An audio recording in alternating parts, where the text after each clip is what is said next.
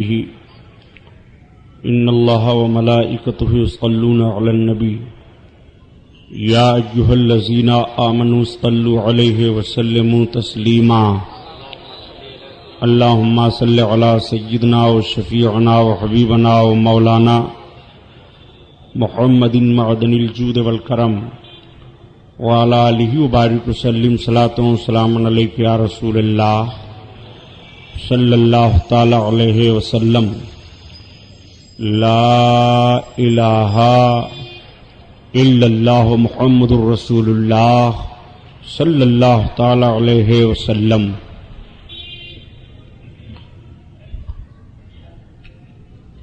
الحمدللہ الحمدللہ رب العالمین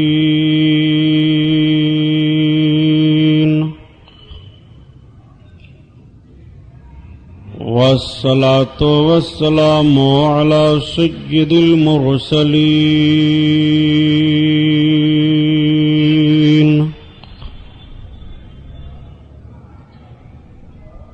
وعلى آله الطاهرين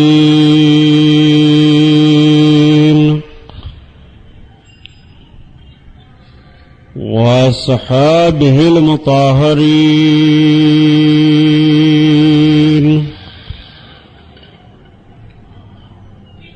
وابنه الغوث الأعظم الجيلاني محي الدين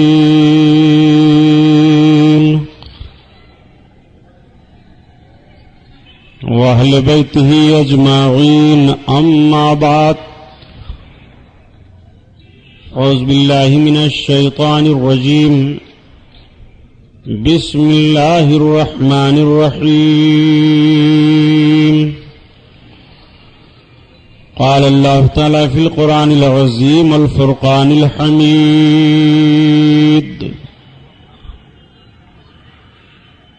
لقد كان لكم في رسول الله أسوة حسنة صدق الله البشير القدير وصدق رسوله البشير النذير والحمد لله رب العالمين۔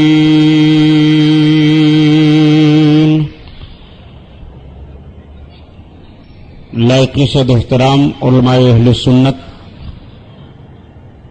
قابل قدر سامعین حضرات، آئیے ہم اور آپ سب سے پہلے اپنے اور ساری کائنات کی مرکز عقیدت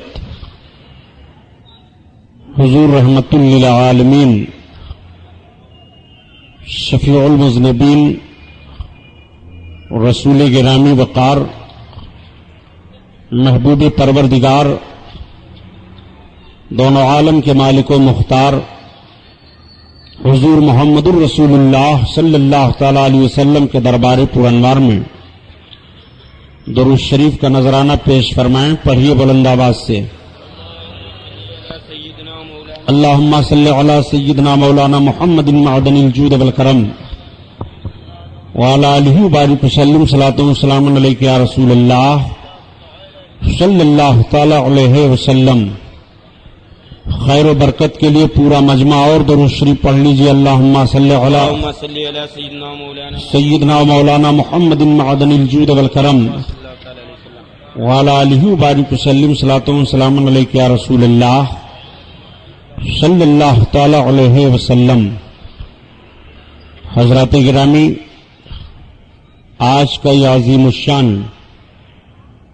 رحمت و نور میں ڈوبا ہوا جلسہ، جس میں ہم اور آپ شرکت کی سعادت حاصل کیے ہوئے ہیں، 12 پروگراموں کا آج یہ چوتھا پروگرام ہے۔ شہید اعظم حضرت امام حسین رضی اللہ تعالیٰ عنہ کے نام کی اس محفل کی یہ چوتھی تقریر ہے، جس میں ہم اور آپ شریک ہوئے ہیں۔ اللہ رب العزت اس محفل نور کو قبول فرمائے، ہمارے اور آپ کے لیے ذریعہ نجات بنائے۔ میں نے کل کے بیان میں عظمت قرآن کے تعلق سے کچھ آپ کے سامنے عرض کیا تھا۔ آج صاحب قرآن حضور رحمت للعالمین صلی اللہ تعالی علیہ وسلم کی مقدس مکی زندگی اور ہجرت کے وہ واقعات، زندگی پاک کے وہ گوشے آپ کے سامنے عرض کروں گا جس سے آپ کا ایمان تازہ ہو۔ اسوہ رسول صلی اللہ تعالی علیہ وسلم کے تعلق سے آپ اپنے ذہن و فکر کو حاضر رکھ کر کے سماعت کریں گے، لیکن حسب معمول نعت پاک رسول صلی اللہ تعالی علیہ وسلم کے کچھ اشعار سماعت فرما لیں۔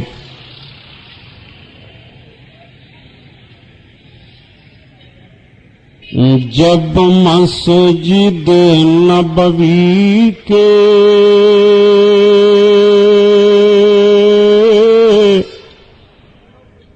مینار نظر آئے، جب مسجد نبوی کے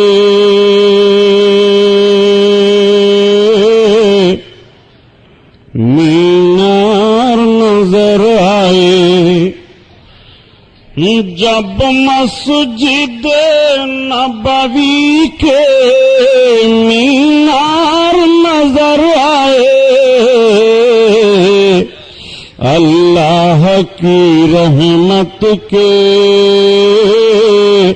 آثار نظر آئے، اللہ کی رحمت کے آثار نظر آئے، جب گنبد خضرا کے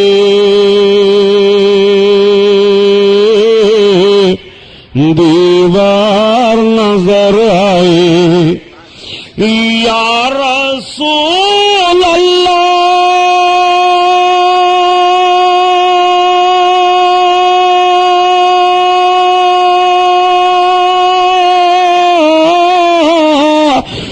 جب گنبد خضرا کے دیوار نظر آئے،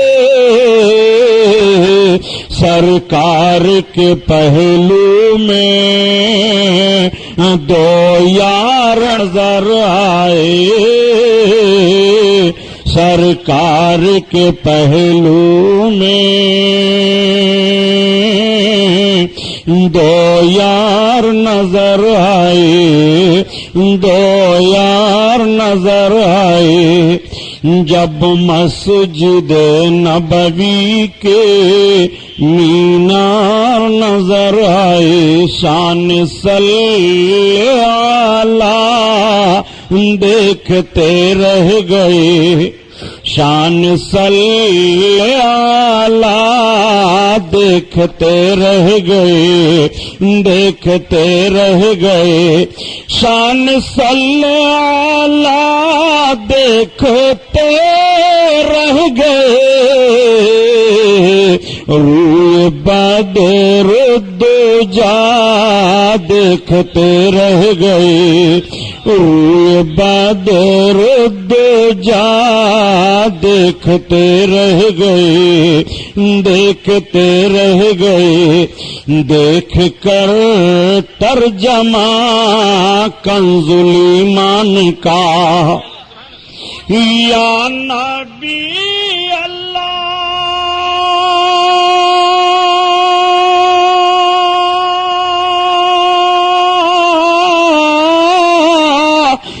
دیکھ کر ترجمہ کنز الایمان کا، ہم کلام رضا دیکھتے رہ گئے، ہم کلام رضا ان کا روح حسین دیکھتے رہ گئے، دیکھتے رہ گئے، نور والی جبیں دیکھتے رہ گئے، دیکھتے رہ گئے، اور جس نے آقا کے تلووں کا بوسہ لیا، جس نے آقا کے تلووں کا بوسہ لیا، جس نے آقا کے تلووں کا بوسہ لیا، ہم وہ پیاری زمین دیکھتے رہ گئے، دیکھتے رہ گئے، ہم وہ پیاری زمین دیکھتے رہ گئے۔ ٹکڑے ٹکڑے ہوا ہے فلک پر قمر، ٹکڑے ٹکڑے ہوا ہے فلک پر قمر، ٹکڑے ٹکڑے ہوا ہے فلک پر قمر،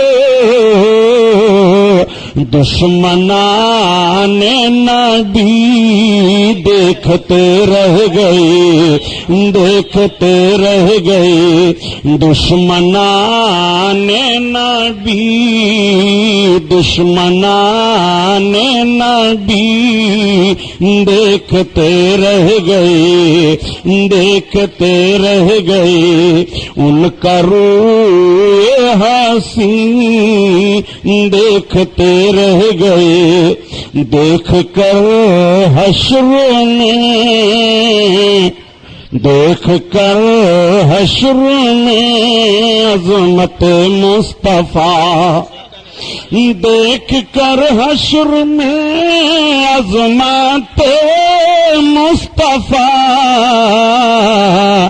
دشمنان نبی دیکھتے رہ گئے، دشمنان نبی دیکھتے رہ گئے، حشر میں بلال حضر میں دیکھ کر عظمت مصطفیٰ، یا رسول اللہ،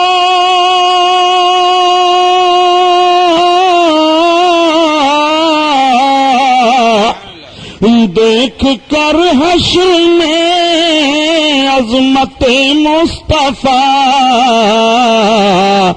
دشمنان نبی دیکھتے رہ گئے، دیکھتے رہ گئے، میرے کریمہ سے گر قطرہ کسی نے مانگا، دریا بہا دیے ہیں، دربے بہا دیے ہیں، دریا بہا دیے ہیں، دربے بہا دیے ہیں، اور غمزدوں کو رضا مزدہ دیجے کی ہے، یا نبی اللہ،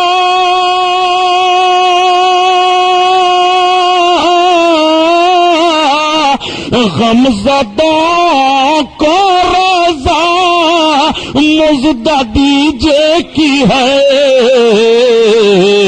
بے کسوں کا سہارا ہمارا نبی، بے بسوں کا سہارا ہمارا نبی، ان کا روئے حسین دیکھتے رہ گئے، چاند والی جبین، نور والی جبین دیکھتے رہ گئے، دیکھتے رہ گئے، نعرہ تکبیر، نعرہ رسالت، مذہب اسلام، مسلک اعلی حضرت علامہ غلام محی الدین سبحانی صاحب قبلہ، سبحان اللہ۔ آسماں خان زمیں خان زمانہ مہمان، آسماں خان زمیں خان زمانہ مہمان، اور صاحب خانہ لقب کس کا ہے تیرا تیرا، صاحب خانہ لقب کس کا ہے تیرا تیرا، درود شریف۔ اللہم صلی علی سیدنا مولانا محمد معدن الجود والکرم وعلی آلہ وبارک وسلم صلاۃ و سلام علیک یا رسول اللہ صلی اللہ تعالی علیہ وسلم کی شان سے حسان بولے، فدائے حامل قرآن بولے، غلام موتی ایمان بولے، وہ نکتہ رس دقیقہ دان بولے، ادب کا مطلع تابان بولے، وَأَحْسَنَ مِنْ قلم ترقت عینی وَأَجْمَلُ مِنْ قلم تلد النساء خلقت مبرعا من کل عیب کانک قد خلقت کما تشاء. ہزار بار بشویم دہن ز مشک و گلاب ہنوز نام تو گفتن کمال بے ادبیست. آج آقا کریم صلی اللہ تعالی علیہ وسلم کی میلاد پاک کا جب ذکر ہو تو ایک جملہ جڑ دیا جاتا ہے کہ نبی کونین کی میلاد بدعت ہے. آپ ذرا زور دیں ذہن پر. میں ہر روز اپنے خطبے سے پہلے اتنا اشعار کو پڑھا کرتا ہوں. کس شان سے حسان بولے، فدائے حامل قرآن بولے. یہ حضرت حسان بن ثابت رضی اللہ تعالیٰ عنہ بڑے عظیم صحابی سرکار کے ہیں. حضرت حسان بن ثابت نبی کونین صلی اللہ تعالیٰ علیہ وسلم کی مقدس نعت لکھتے ہیں. ایسے 7 صحابہ کی تاریخیں ہمیں مل رہی ہیں جو نبی کونین صلی اللہ تعالیٰ علیہ وسلم کی شان میں اشعار لکھا کرتے تھے. ان میں سے اول درجہ پر حضرت حسان بن ثابت رضی اللہ تعالیٰ عنہ ہیں. حضرت حسان بن ثابت سرکار صلی اللہ علیہ وسلم سے عرض کرتے ہیں، یا رسول اللہ میں نے آپ کی نعت لکھی ہے، آقا کریم صلی اللہ علیہ وسلم میں اسے پیش کرنا چاہتا ہوں. نبی کونین مسجد نبوی میں ممبر لگواتے تھے، اپنی نعت سننے کے لیے ممبر لگ گیا. حضرت حسان اس پر تشریف فرما ہوئے. نبی کونین صلی اللہ علیہ وسلم جلوہ افروز ہیں، صحابہ کی انجمن سجی ہوئی ہے. عرض کرتے ہیں، یا رسول اللہ وَأَحْسَنَ مِنْ قلم ترقت عینی. آپ عربی کے شعر کا اردو میں ترجمہ سماعت فرمائیے. عرض کرتے ہیں، یا رسول اللہ آپ جیسا حسین میری نگاہ نے کبھی نہیں دیکھا، آپ جیسا خوبصورت میری نظر نے کسی کو نہیں دیکھا. وَأَحْسَنُ مِنْ قلم ترقت عینی وَأَجْمَلُ مِنْ قلم تلد النساء. یا رسول اللہ میری نگاہ دیکھے کیسے؟ اس لیے کہ آپ جیسا حسین و جمیل کسی ماں نے کوئی بچہ جنا ہی نہیں ہے، آپ جیسا خوبصورت کوئی پیدا ہی نہیں ہوا ہے. آپ سے میں پوچھنا چاہتا ہوں، نبی کونین کے سامنے صحابی سرکار کے رخ انور کی تعریف کر رہے ہیں. یا رسول اللہ آپ جیسا حسین میں نے کسی کو نہیں دیکھا، آپ جیسا خوبصورت کسی عورت نے بچہ پیدا ہی نہیں کیا تو ہو کیسے؟ وَأَجْمَلُ الْقَلَمْ تَلْدِ النِّسَاءُ. یا رسول اللہ آپ جیسا حسین و جمیل کسی عورت نے جنا ہی نہیں ہے. آقا کی بارگاہ میں پھر عرض کرتے ہیں، یا رسول اللہ گویا آپ کی پیدائش آپ کے چاہنے کے مطابق ہوئی ہے. خلقت مبرعا من کل عیب کانک قد خلقت کما تشاء. یا رسول اللہ گویا آپ کی پیدائش آپ کے چاہنے کے مطابق ہوئی ہے. اب آپ سے سوال کر رہا ہوں، نبی کے سامنے نبی کی میلاد صحابی بیان کر رہے ہیں کہ نہیں؟ اور نبی نے اپنے میلاد کے لیے، اپنے میلاد کو سننے کے لیے صحابی کے لیے منبر لگوایا کہ نہیں؟ میرے سرکار جب خوش ہوتے تھے نعت پاک پر تو چادر اڑا دیتے تھے حسان بن ثابت کو اور فرماتے تھے کہ حسان جب نعت پڑھتے ہیں تو ان کی مدد روح القدس فرمایا کرتے ہیں، حضرت جبریل فرمایا کرتے ہیں. نبی کونین صلی اللہ تعالی علیہ وسلم کی نعت ہی نعت دنیا میں اور آخرت میں ہر جگہ ہو رہی ہے. جدھر نگاہ ڈالیے آپ نبی کونین ہی کی نعت ہے. ذروں نے بھی نبی کی نعت پڑھی ہے، سمندر کے لہروں نے نبی کی نعت پڑھی ہے، تمام درختوں پودوں نے نبی کی نعت پڑھی ہے، چرندوں پرند نے نبی کی نعت پڑھی ہے. آج بھی ساری دنیا نبی کونین صلی اللہ علیہ وسلم کی تعریف میں رطب اللسان ہے. جو شاید تیری نگاہ سے گزرے درود پڑھ کہ ہرگز وہ کل ہے مظہر انوار مصطفیٰ. ساری کائنات کا ذرہ ذرہ آپ لے لیجئے اور تجزیہ کیجئے، نور مصطفیٰ سے کوئی خالی نہیں ہے. نبی کونین صلی اللہ تعالی علیہ وسلم کی تعریف سے کوئی خالی نہیں ہے. یہ دھرتی اس لیے بنائی گئی، نبی آنے والے ہیں. آسمان اس لیے سجایا گیا، نبی آنے والے ہیں. سمندر میں لہریں اس لیے پیدا کی گئی، نبی آنے والے ہیں. آبشاروں کی صدائیں اس لیے بلند کی گئی ہیں کہ نبی آنے والے ہیں. یہ رانائیاں اس لیے دی گئی ہیں کہ نبی آنے والے ہیں. رب کا فرمان ہے، کنڈ کنزن مخفیہ، میں چھپا ہوا خزانہ تھا. جب میں نے چاہا کہ میں پہچانا جاؤں، جب میں نے چاہا کہ مجھے پہچانے تو میں نے اپنے نور سے اپنے محبوب کے نور کو پیدا فرمایا ہے. یہ رب تعالیٰ کا ارشاد ہے. رب کے محبوب ارشاد فرماتے ہیں، اللہ اللہ کا فرمان بیان فرماتے ہیں لولا لما خلقت الافلاق، اے محبوب اگر تم نہ ہوتے تو افلاق نہ ہوتا، یہ دھرتی کی سجاوٹ نہ ہوتی۔ پتہ یہ چلا کہ ساری کائنات محبوب کے لیے بنائی گئی ہے، کائنات کا ذرہ ذرہ محبوب کے لیے سجایا گیا ہے، تبھی تو اعلی حضرت عظیم البرکات بریلی کے سرزمین سے پکار اٹھے یا رسول اللہ یہ زمین و زمان تمہارے لیے، مکین و مکان تمہارے لیے، تمہارے لیے، اور چنین و چونا تمہارے لیے، بنے دو جہاں تمہارے لیے، تمہارے لیے۔ ساری کائنات نبی کے لیے بنائی گئی ہے۔ نبی کونین صلی اللہ تعالی علیہ وسلم 40 برس تک مکہ کی سرزمین پر اپنے عمر پاک کا حصہ گزارتے رہے۔ 40 سال کے عرصہ میں مکہ والوں نے نبی کی صبح کو بھی دیکھا ہے، مکہ والوں نے نبی کی شام کو بھی دیکھا ہے، مکہ والے نبی کونین کو چلتا ہوا بھی دیکھ رہے ہیں، تجارت کے ماحول میں بھی نبی کو ملاحظہ فرما رہے ہیں۔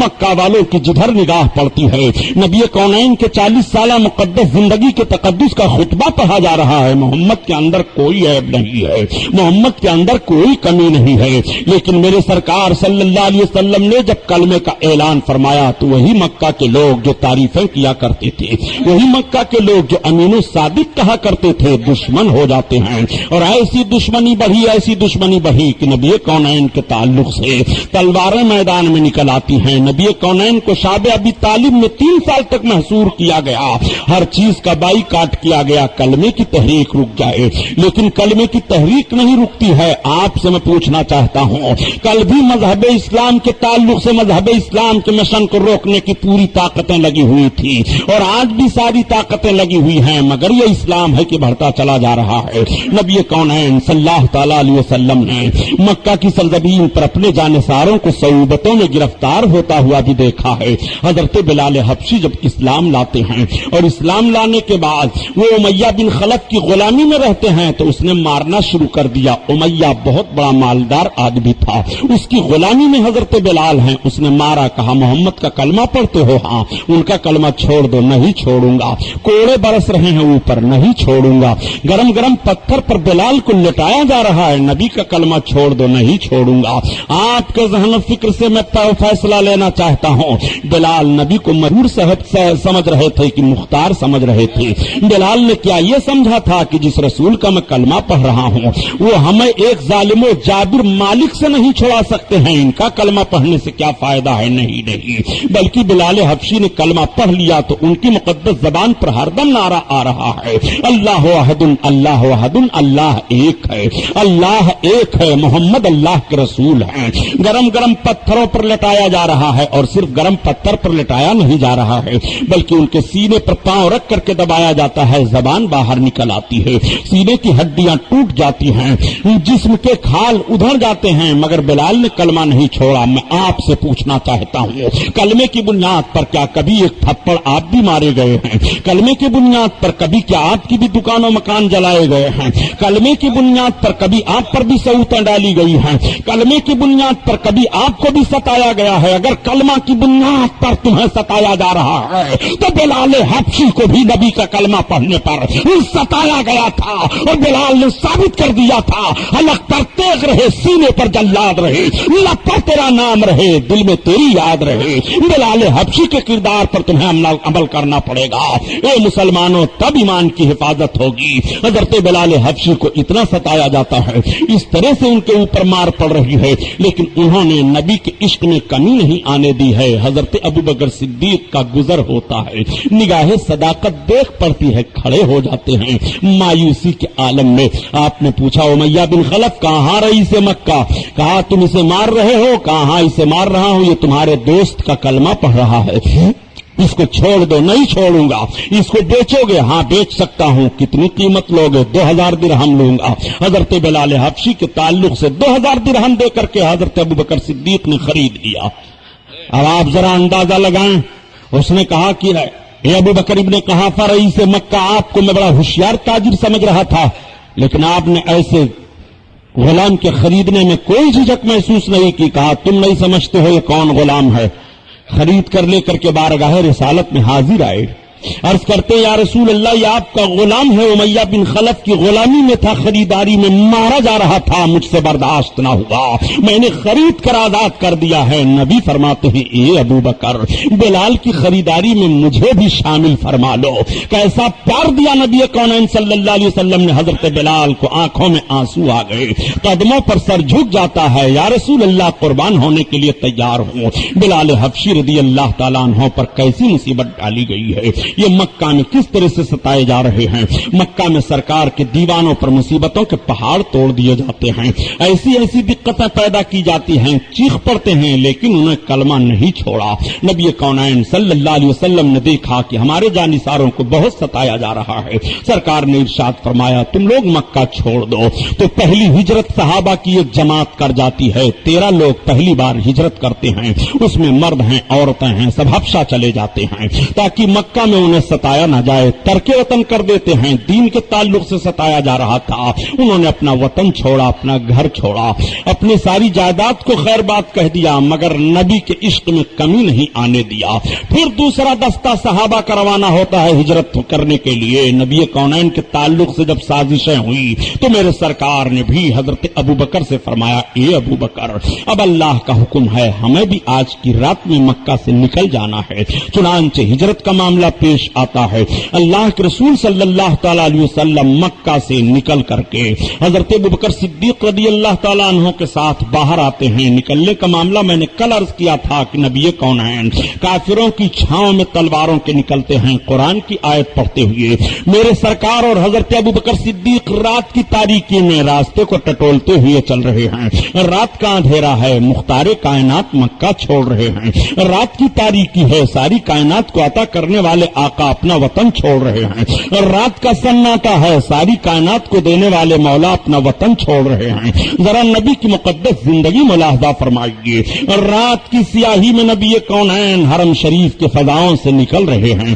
رات کی تاریکی میں نبی کونین صلی اللہ علیہ وسلم نے مکہ کی طرف دیکھا تھا. اے مکہ میں تجھے چھوڑ کر کے جا رہا ہوں, اے کعبہ میں تجھے چھوڑ کر کے جا رہا ہوں. کعبہ میں وہی ہوں کہ جب میں پیدا ہوا تھا تو میری تعظیم کے لیے تو جھکا تھا. اے کعبہ میں تجھے چھوڑ کر کے جا رہا ہوں. نبی کونین صلی اللہ تعالی علیہ وسلم رات کی سیاہی میں وطن کو ترک کر رہے ہیں. کس بنیاد پر وطن کو ترک کر رہے ہیں؟ آج نبی کی سیرت بیان کرنے والا کہہ سکتا ہے اے سبحانی صاحب آپ ہر دم دعویٰ کرتے ہیں کہ نبی مالک و مختار ہیں. مالک و مختار ہوتے ہوئے مکہ کو نبی نے کیوں چھوڑا ہے؟ رات کی تاریکی میں کیوں چھوڑا ہے؟ ابو بکر صدیق کو لے کر کے تنہائی میں رازداری کے ساتھ کیوں چلے ہیں؟ ایک مالک و مختار کا یہ کام نہیں ہوتا ہے. میں عرض کروں گا تم اپنے نظریات کے تعلق سے سوچ کر کے اپنی فکری بات پیش کر رہے ہو, لیکن میں تمہیں بتاتا چلوں نبی کا اختیار اس میں بھی ہے.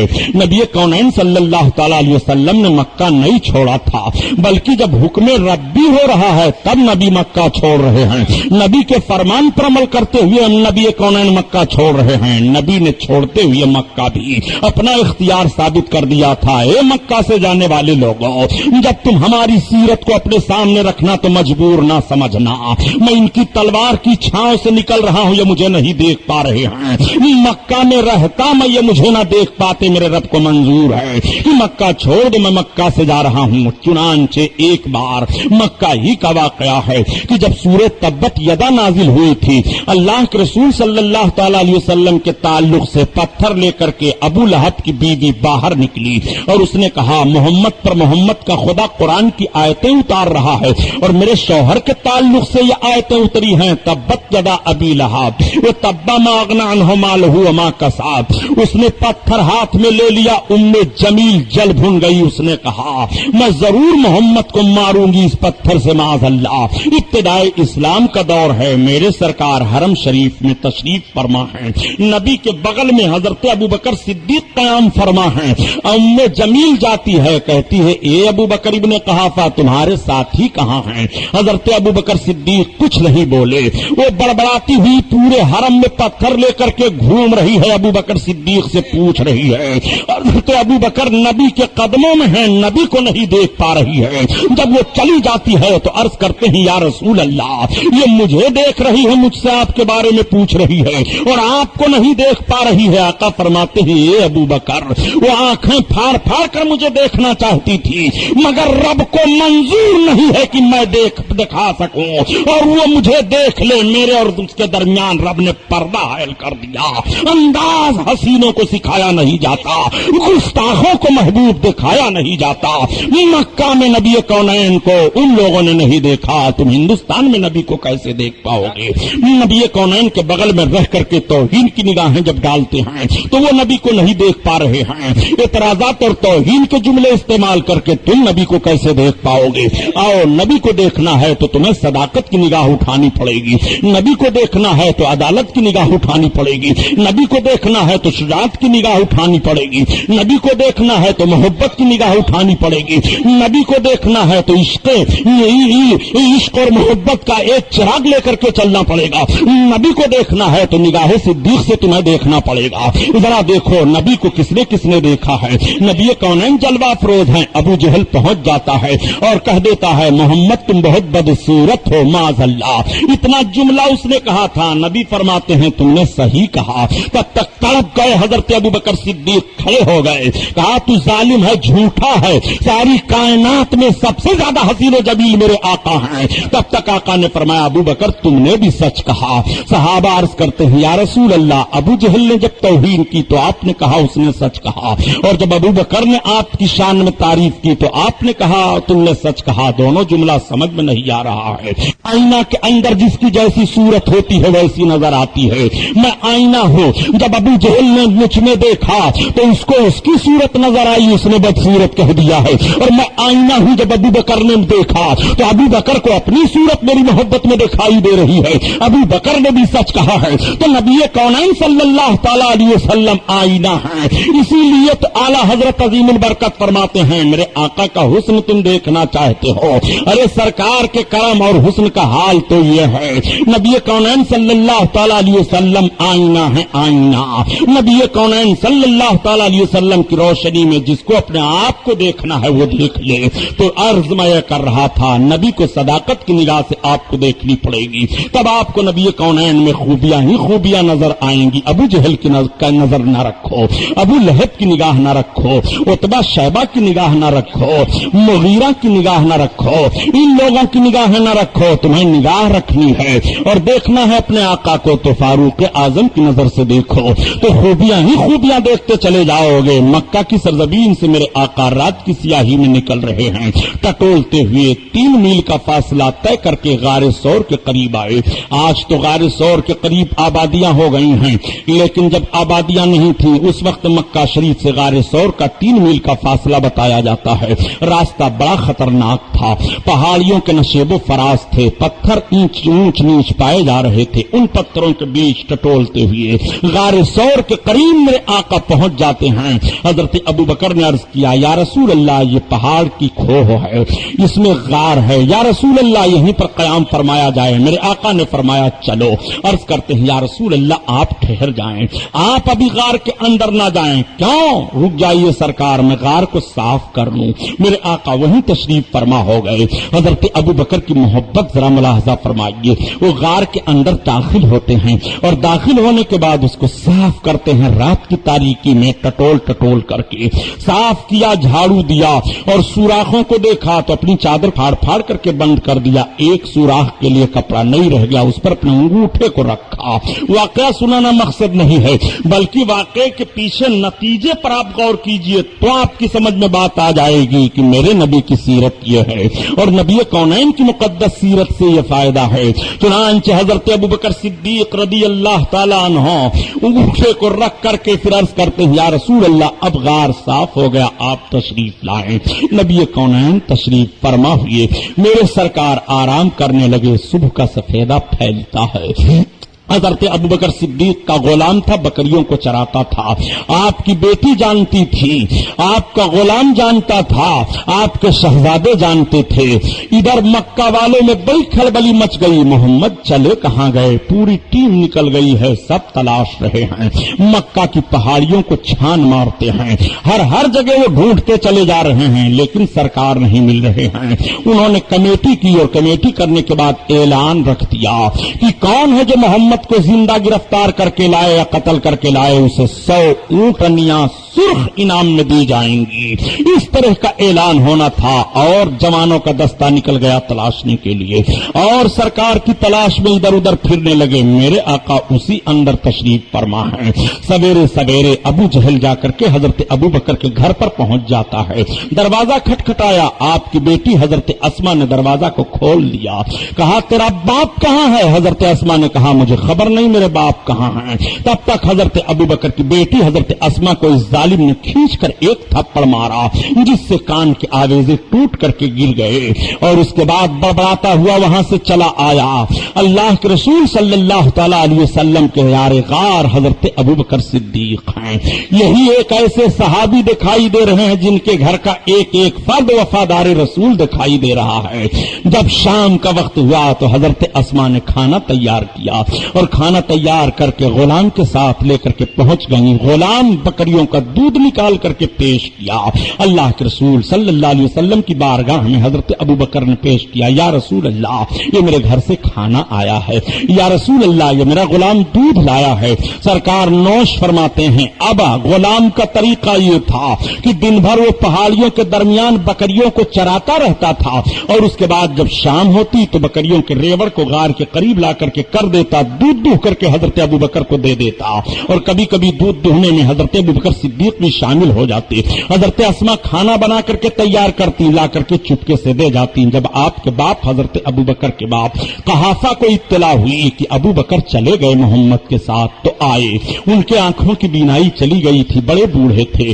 انہوں نے اپنی پوتی کو بلایا اور بلانے کے بعد کہا بیٹی تیرے باپ نے تم لوگوں پر بڑا ظلم کیا ہے۔ حضرت اسما نے کہا دادا جان میرے باپ نے ہم پر کوئی ظلم نہیں کیا ہے۔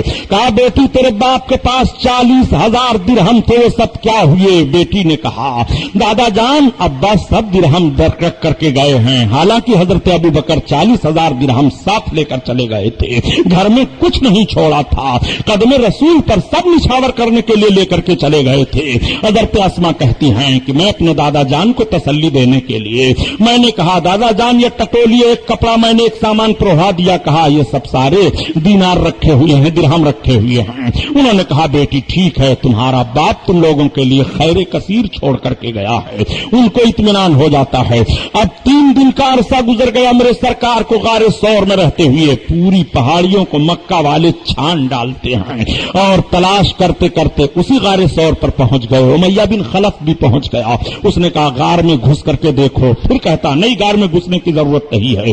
ایک خاردار درخت رب تعالیٰ نے وہاں اگا دیا، کانٹے دار درخت تھا جو آدمی کے قد کے برابر تھا، اور مکڑیوں نے جالا لگا دیا، کبوتریوں نے جنگلی انڈے دے دیے۔ ان لوگوں نے کہا کہ اگر یہاں کسی انسان کا قدم آیا ہوتا تو یہ جنگلی کبوتر نہ رہتے، کوئی انسان یہاں آیا ہوتا تو مکڑیاں جالا کیسے دیتی؟ مکڑیوں کے جالے سے ایسا لگ رہا ہے کہ یہ 1-2 سال کا جالا دکھائی دے رہا ہے، ایسا لگ رہا ہے۔ ایک نے کہا ارے ہم کو اس جالے سے تو ایسا لگ رہا ہے کہ محمد کی پیدائش نہیں ہوئی ہوگی تب سے یہ جالا ہے، ایسی صورت میں وہ جالے کو دیکھ رہے ہیں۔ خاردار درخت ہے، کوئی انسان ان کانٹوں کے درخت سے گزر کر کے کیسے اندر جائے گا؟ حضرت ابو بکر صدیق کہتے ہیں میں گھبرا گیا۔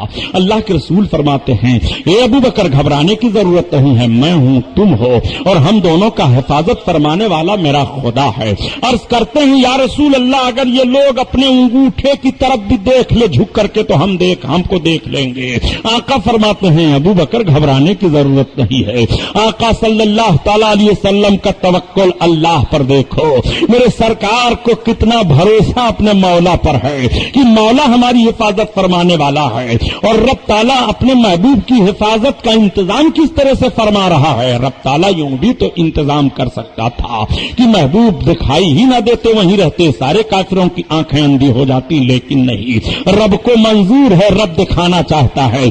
मेरे बंदो देख लो, जब मैं हिफाजत करूंगा तो मकड़ी के जाले से हिफाजत कर दूंगा। जब मेरी हिफाजत और मेरे अमन में रहोगे तो उन चीजों से तुम्हारी हिफाजत हो जाएगी जिन चीजों को तुम सोच भी नहीं सकते हो, जिन चीजों के ताल्लुक से तुम्हारा ख्याल भी नहीं पहुंच सकता है, उनसे मैं हिफाजत कर दूंगा। रब ताला हिफाजत फरमा रहा है। 3 दिन का अरसा गारे सोर में गुजरा। हजरत अबू बकर सिद्दीक के कदम में कोई चीज ऐसी लगी, उनको एहसास हुआ कि मुझे किसी ने कुछ काट लिया है। एक सांप रहता था, सांप ने डस लिया। कई बार हजरत अबू बकर को डसा, मगर इसके बावजूद उन्होंने अपने अंगूठे को हटाया नहीं।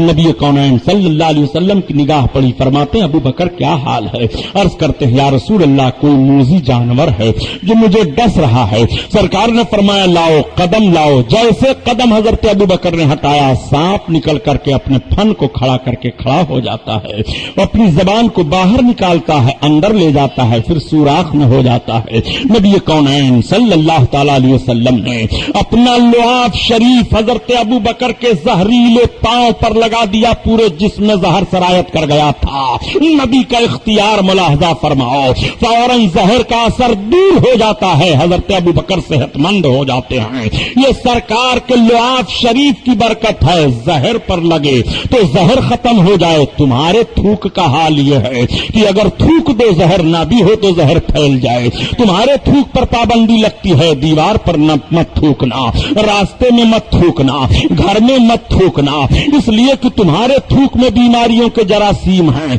जहरीले जरासीम पाए जा रहे हैं। नादान, तेरे थूक का हाल ये है। नबी कौनैन सल्लल्लाहु अलैहि वसल्लम के लुआब पाक को देख, सांप के जहर पर लग रहा है तो सांप का जहर खत्म हो रहा है। हज़रत अबू बकर सिद्दीक सेहतमंद हो रहे हैं। यही वो लुआब शरीफ नबी का था कि जब कुएं में डाल दिए थे तो कुआं का पानी मीठा हो गया था। आला हजरत अजीम बरकत इसी तरफ इशारा फरमाते हैं कि जिससे खारी कुएं शीरिए जा बने उस ज़लाल हलावत पे लाखों सलाम, लाखों सलाम।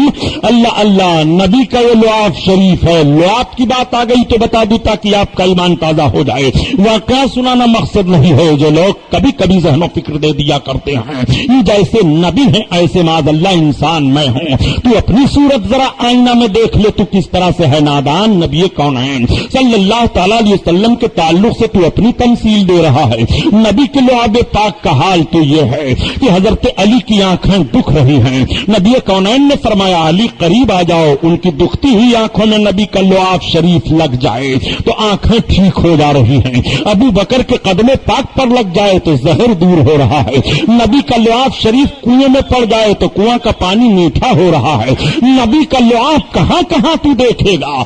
एक सहाबी हैं, उनका पांव टूट जाता है, अपने पांव को पकड़े पकड़े चले आ रहे हैं। या रसूल अल्लाह मेरा पांव टूट गया है, कोई प्लास्टर नहीं चढ़ाया जा रहा है, किसी अस्पताल में नहीं भेजा जा रहा है, मसीह दो आलम की बारगाह में हाजिर हो रहे हैं, शिफा देने वाले आका की बारगाह में हाजिर हो रहे हैं।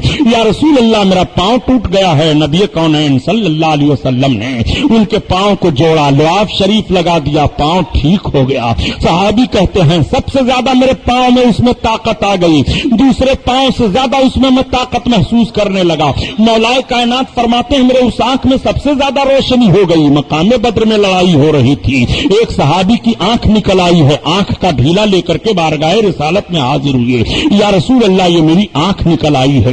निकली हुई आंख को हॉस्पिटल में बैठाया जाता है। निकली हुई आंख के ताल्लुक से रोशनी बरकरार रहे या ना रहे कोई गारंटी डॉक्टर नहीं देता है, लेकिन नबी कौनैन उस निकली हुई आंख का ढेला लेकर के सहाबी के आंख के गढ़े में रख करके लुआब शरीफ लगा देते हैं। उनकी रोशनी बढ़ जाती है, वो और तेज देखने लगते हैं। नबी के लुआब को कहां कहां देखोगे। گے.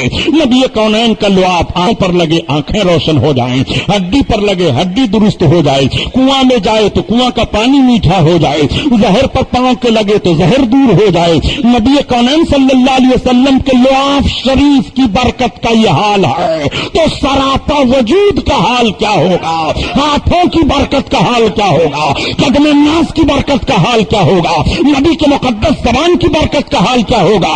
اسی لیے تو اعلی حضرت عظیم البرکت عرض کرتے ہیں یا رسول اللہ آپ کا کریمانہ حال تو یہ ہے کہ شافی و وافی ہو تم اور کافی و نافی ہو تم, درد کو کر دو دوا تم پہ کرو درود کرو درود. اپنے نبی کو کہاں کہاں دیکھو گے, یہ سیرت تمہیں نہیں دکھائی دے رہی ہے, اس سیرت کو تم نہیں بیان کر پا رہے ہو. تمہارے منہ میں دہی جم جاتا ہے جب نبی کی سیرت بیان کرنے کے لیے کھڑے ہوتے ہو تو کہتے ہو نبی کو اختیار ہوتا تو اپنی بیٹی فاطمہ کو کیوں کہتے کہ عمل کرو جنت سے, تمہیں کوئی نہیں بچائے گا جہنم سے.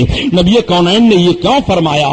نادان نبی کونین صلی اللہ علیہ وسلم کے ہر فرمان پر ذرا غور کر اور تجزیہ کر دیکھ. تعلیم امت ہے لقد کان لکم فی رسول اللہ اسوۃ حسنہ, تحقیق نبی کی زندگی تمہارے لیے نمونہ عمل ہے.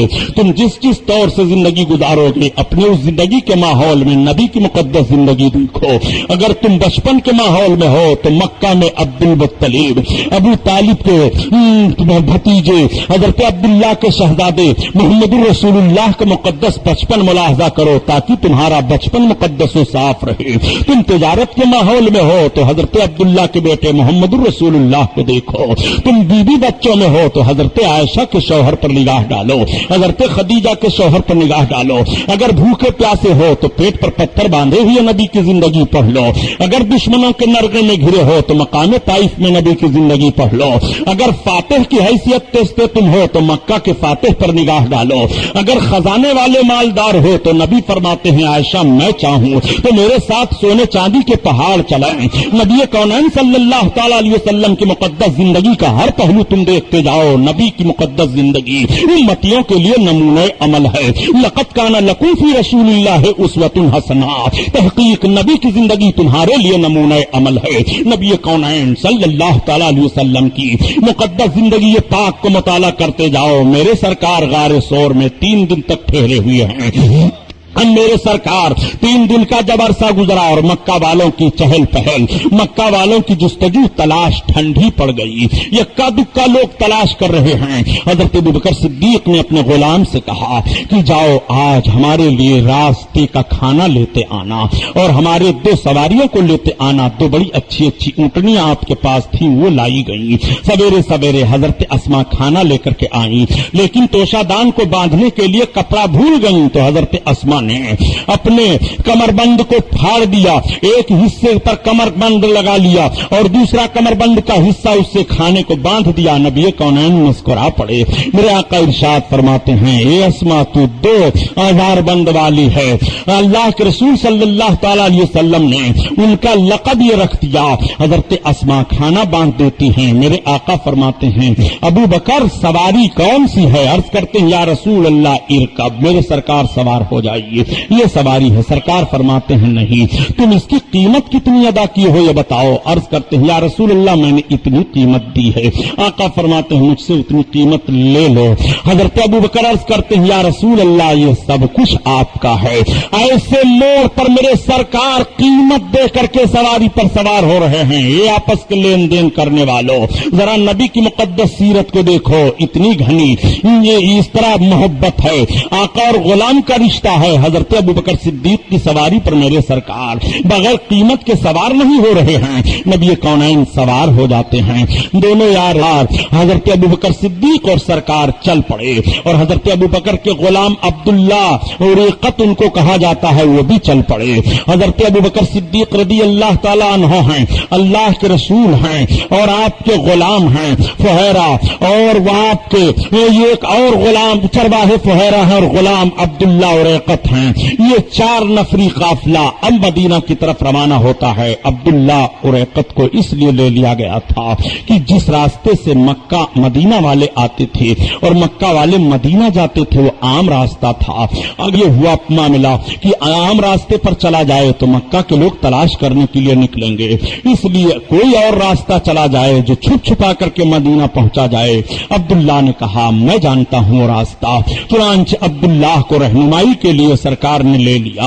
اب وہ راستہ بتاتے ہوئے چل رہے ہیں، پہاڑ کی کھاڑیوں سے جا رہے ہیں، سمندر کے ساحلی علاقے سے جا رہے ہیں، جدہ کے کنارے سے گزر رہے ہیں، راستے کو چھوڑتے ہوئے میرے سرکار نکلتے چلے جا رہے ہیں۔ ایک ایسے مقام پر اللہ کے رسول پہنچے، بڑی شدت کی دھوپ پڑ رہی تھی۔ حضرت ابوبکر صدیق کہتے ہیں کہ 3 دن کا عرصہ گزر گیا تھا، ہم رات بھر چلتے رہے، دن بھر چلتے رہے، کہیں ہم ٹھہرے نہیں، کئی منزلیں ہم طے کر چکے۔ میں نے احساس کیا کہ میرے سرکار کو بڑی تکلیف ہوئی ہے، نہ رات کو میرے آقا آرام کیے ہیں نہ دن میں، ہر دم چلتے رہے۔ اس لیے ایک پہاڑ دکھائی دیا، اس پہاڑ کا سایہ پھیلا ہوا تھا۔ حضرت ابوبکر صدیق کہتے ہیں میں اس پہاڑ کے سائے کے نیچے گیا اور میں نے جھاڑو لگایا، چادر بچھا دی اور میں نے عرض کیا یا رسول اللہ اب آپ یہیں آرام فرمائیں۔ میرے سرکار آرام فرمانے لگے، تب تک آپ دیکھتے ہیں حضرت ابوبکر کی ایک چرواہا اپنی بکریوں کو لے کر کے آ رہا ہے۔ جب یہ چرواہا بکریوں کو لے کر کے قریب پہنچا تو حضرت ابوبکر صدیق کہتے ہیں میں گیا اور میں نے چرواہے سے پوچھا تیرا مالک کون ہے، یہ کس کی بکریاں ہیں؟ اس نے اپنے مالک کا نام بتایا تو میں اس کے مالک کو جانتا تھا۔ میں نے اس چرواہے سے کہا میں تیرے مالک کو جانتا ہوں، کیا تو دودھ دے سکتا ہے؟ اس نے کہا آپ لے لیں دودھ۔ چنانچہ بکریوں کا دودھ دہا اور دو کر کے میں نے اس کو وہیں گرم کیا اور پھر میں نے سرکار کی بارگاہ میں پیش کیا، میرے سرکار یہ دودھ لایا ہوں، آپ نوش فرما لیں۔ آقا کریم صلی اللہ علیہ وسلم نے دودھ نوش فرمایا، اس کے بعد وہاں سے پھر میرے سرکار چلے، کئی منزلیں چلنے کے بعد پھر ایک میدان آیا، اس میدان میں ایک خیمہ تھا، ایک باوقار خاتون اپنے خیمے کے دروازے پر بیٹھی ہوئی تھی۔ اللہ کے رسول حضرت ابوبکر اور یہ دونوں آدمی چاروں پہنچ گئے، سرکار اپنی اونٹنی سے اتر پڑے، حضرت ابوبکر اترے، انہوں نے اترنے کے بعد عورت سے پوچھا تمہارے پاس کچھ کھجوریں ہیں جو بیچ سکتی ہو، کھانے پینے کی کوئی چیز ہے جو بیچ سکتی ہو؟ خاتون نے کہا میرا گھر خالی ہے، یہی خیمہ ہے، میرے پاس کچھ نہیں ہے۔ اس خیمے کے ایک کونے میں ایک دبلی پتلی بکری کھڑی ہوئی تھی۔ اللہ کے رسول نے ارشاد فرمایا کیا تم اس بکری سے دودھ نکالنے کی اجازت دیتی ہو؟ یہ بکری تمہاری یہاں کیوں کھڑی ہے؟ بوڑھی عورت نے کہا یہ بکری بڑی کمزور ہو گئی ہے اور بکریوں کے ساتھ چرنے کے لیے نہیں جا سکی تو ایک خیمے کے ایک کونے میں کھڑی ہے۔ اللہ کے رسول ارشاد فرماتے ہیں لاؤ اس کو قریب لاؤ۔ جب بکری قریب کی جاتی ہے تو سرکار نے نبوت والا ہاتھ اس کے تھن پر لگا دیا، نبی کا ہاتھ لگنا تھا کہ تھن دودھ سے بھر جاتا ہے۔ سرکار فرماتے ہیں لاؤ پیالہ لاؤ، پیالہ دے دیا جاتا ہے۔ آپ فرماتے ہیں ایک بڑا برتن لاؤ، بڑا برتن لایا جاتا ہے، بڑے برتن میں دودھ آپ نے نکالا، برتن بھر گیا۔ سرکار فرماتے ہیں سب پی لو، یہ تینوں پیتے ہیں۔ آپ نے فرمایا اس خاتون کو بھی دے دو، خاتون نے بھی پی لیا۔ سرکار فرماتے ہیں اب دوسرا برتن لاؤ، دوسرا برتن دیا، اس میں بھی دودھ نکال دیا۔ سرکار نے فرمایا اس کو رکھ لو، اور آخر میں سرکار پیتے ہیں۔ آقا ارشاد فرماتے ہیں قوم کا خادم اور قوم کو کھلانے والا وہ آخر میں کھایا پیا کرتا ہے۔ اللہ کے رسول صلی اللہ تعالی علیہ وسلم اور حضرت ابوبکر وہاں سے چلنے لگے۔ وہ کون خاتون تھی؟ ان کا نام ام معبد ہے، ان کے شوہر کا نام ابو معبد تھا۔ تھوڑی دیر کے بعد ان کے شوہر آ گئے اور جب آ کر کے خیمے میں دیکھتے ہیں تو برتن دودھ سے بھرا ہوا ہے۔ اپنی بیوی سے پوچھا یہ دودھ سے برتن کیسے بھرا ہوا ہے؟ بیوی نے بتایا کہ 4 لوگ آئے تھے، اس میں ایک اتنے حسین و جمیل خوبصورت تھے، ان کی گفتگو بڑی اچھی لگ رہی تھی، ان کے آنے سے یہ برکت ہوئی۔ انہوں نے اپنا ہاتھ اس بکری کے تھن پر لگا دیا تو بکری کا تھن دودھ سے بھر گیا اور انہوں نے ہمیں بھی پلایا، اپنے ساتھیوں کو پلایا، دوسرا برتن بھر دیا اور بھر کر کے دے دیا ہے۔ وہ بڑے مبارک تھے، بڑے حسین و جمیل تھے۔ بڑا لمبا تعریفی خطبہ ام معبد نے اپنے شوہر کے سامنے پڑھا۔ ان کے شوہر نے کہا اے کاش اگر میں ہوتا تو میں بھی انہی کے ساتھ چل پڑتا، میں یہاں نہ ٹھہرتا۔ اللہ کے رسول صلی اللہ تعالی علیہ وسلم اب چلے جا رہے ہیں، لیکن یہی ام معبد کو دیکھو، تھوڑے روز کے بعد ام معبد اور ان کے شوہر اپنے بکریوں کو لے کر کے یہ سب بھی مدینہ چلے گئے اور اپنی بکریوں کو رکھے ہوئے करते थे, इतनी बरकत उन बकरियों में हो गई सरकार दो आलम सल्लल्लाहु अलैहि वसल्लम के पहुंचने से कि उम्मे माबद की हर बकरी दूध देने लगी। नबी कौनैन सल्लल्लाहु अलैहि वसल्लम की बरकत से उम्मे माबद कहा करती थी कि ये जो बरकत सब हमको मिले, मुबारक एक आए थे। उम्मे माबद ने सरकार को मुबारक कहना शुरू कर दिया था, मुबारक आए थे, ये उनसे सारी बरकतें हैं। उम्मे माबद का लड़का एक रोज हजरत अबू बकर सिद्दीक को मदीना में जाते हुए देख लिया, अपनी माँ से कहा, ए माँ वो देखो जा रहे हैं जो ना, वो मुबारक जो हमारे घर आए थे बकरी का दूध निकाले थे, उनके साथ में थे कि नहीं थे। तब तक माँ ने देखा, कहा बेटा जाओ उनको बुला लाओ। उम्मे माबद का लड़का दौड़ा दौड़ा गया, चलिए आपको मेरी माँ बुला रही हैं। हजरत अबू बकर सिद्दीक पलट पड़े, आपने भी देख लिया। उन्होंने कहा, आपने मुझे पहचाना? हाँ मैंने पहचान लिया। आपके साथ वो कौन थे जिन्होंने बकरी के थन पर हाथ लगा दिया था तो मेरा घर दूध से भर गया था? हजरत अबू बकर फरमाते हैं, तुम्हें अभी नहीं पता चला, वो नबी अल्लाह थे। उम्मे माबद और अबू माबद ने कहा, हमें भी उनकी बारगाह में लेकर चलो। ये सब के सब हाजिर होकर कलमा पढ़ करके इस्लाम में दाखिल हो जाते हैं। अल्लाह के रसूल ने उम्मे माबद को बड़ा इनाम इकराम अता फरमाया। ए उम्मे माबद, तूने हमें दूध पिलाया था, अपनी बकरी से दूध निकालने की इजाजत दी थी, नबी इनाम इकराम से नवाज रहे हैं। मैं पूछना चाहता हूँ, जिस रसूल को तुम हर मकाम पर मजबूर महज साबित करने की कोशिश कर रहे हो और मुसलमानों के ईमान को बर्बाद कर रहे हो कि ताकि रसूल की मोहब्बत उनके सीने से निकल जाए, जरा उम्मे माबद का वाकया तुम पढ़ लो। ये मुख्तार का काम होगा कि मजबूर का काम होगा? ये साहब इख्तियार का काम होगा कि मजबूर का काम होगा? बकरी के थन पर हाथ लग जाए तो बकरी का थन दूध से भर जाए। अब हाथ की बात आ गई तो भी अर्ज करता चलूं, यही मुकद्दस नबी का हाथ है। बकरी के थन से लग जाए तो बकरी का थन दूध से भर जाए। नबी का हाथ खजूर के टहनी से लग जाए तो खजूर की टहनी हरी हो जाए। नबी का हाथ दरख्त में लग जाए तो दरख्त फल देने लगे। नबी कौनैन का हाथ खजूर की टहनी पर लगे तो तलवार बन जाए। नबी कौनैन का मुकद्दस यही हाथ पानी में प्याले के चला जाए तो पानी का फव्वारा जारी हो जाए। नबी का यही मुकद्दस हाथ चेहरे पर लग जाए तो चेहरा रोशन हो जाए। नबी कौनैन का यही मुकद्दस हाथ किसी के सर पर आ जाए तो सर महकने लगे। नबी कौनैन का यही मुकद्दस हाथ अपने हाथ से किसी को दे दें तो फिर उसकी झोली से सामान नहीं खत्म हो रहा है। नबी के मुकद्दस हाथ को कहां कहां देखोगे, यही नबी का मुकद्दस हाथ है। जब उठी है उंगलियां तो सूरज पलटा है, जब उठी है उंगली तो चांद दो टुकड़े हुआ है। इसी तरफ तो आला हजरत अजीमुल बरकत इशारा फरमाते हैं कि सूरज उल्टे पांव पलटे और चांद इशारे से हो चाँद और अंधे नजदी देख ले कुदरत रसूलुल्लाह की, अंधे नजदी देख ले कुदरत रसूलुल्लाह की। नबी कौनैन सल्लल्लाहु अलैहि वसल्लम की सीरत कहां कहां देखोगे? नबी का हाथ बकरी के थन से लग जाए तो थन दूध से भर जा रहा है। मेरे सरकार चले जा रहे हैं, इत्तला मेरे सरकार ने भेजवा दी मदीना शरीफ में अपने दीवानों को। मदीना के दीवाने निकल आए हैं, नबी आ रहे हैं मदीना में, रहमतुल लिल आलमीन आ रहे हैं मदीना में, बशीरो नजीर आ रहे हैं मदीना में, ताहा यासीन आ रहे हैं मदीना में। मेरे सरकार मदीना शरीफ 12 रोज चल करके मक्का से तब मदीना पहुंचे। 12 रबीउल अव्वल शरीफ की तारीख थी, दोशंबे का दिन था। मकामे क़ुबा पर जोहर के वक्त अल्लाह के रसूल क़याम फरमा हो जाते हैं। मदीना वालों का तरीका क्या था? जब से उनको इत्तला मिली थी कि नबी मक्का से आ रहे हैं तो देखने के लिए सब बेकरार हो गए। बच्चियां गीत गाया करती थी, बच्चे मदीना की गलियों में घूमा करते थे, जश्न मनाते थे। औरतें मर्द अपने मकानों के छतों पर चढ़ जाते थे, देखते थे। ये मुस्लिम शरीफ में सरकार की हदीस है। इस तरह से सरकार की आमद का वो जश्न के साथ इंतजार कर रहे थे।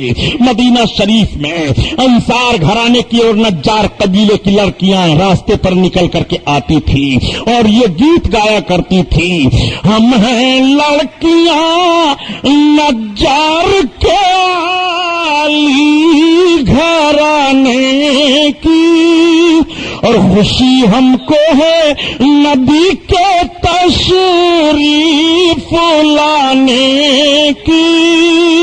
अल्लाह अल्लाह, नबी कौनैन सल्लल्लाहु अलैहि वसल्लम मदीना में जलवा अफरोज हो रहे हैं। नबी कौनैन तशरीफ फरमा हो रहे हैं। मकाम क़बा में नबी ठहरे हैं। नबी कौनैन सल्लल्लाहु अलैहि वसल्लम क़बा के मकाम पर ठहरे। मस्जिद तामीर की जाती है। मदीना तैयबा की यह पहली मस्जिद है जहां मेरे सरकार सल्लल्लाहु अलैहि वसल्लम ने क़याम फरमाया।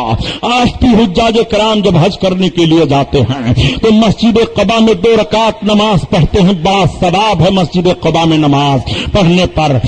सबसे ज्यादा सवाब हरम शरीफ में नमाज पढ़ने पर है। फिर मदीना शरीफ में सरकार की मस्जिद में नमाज पढ़ने पर है।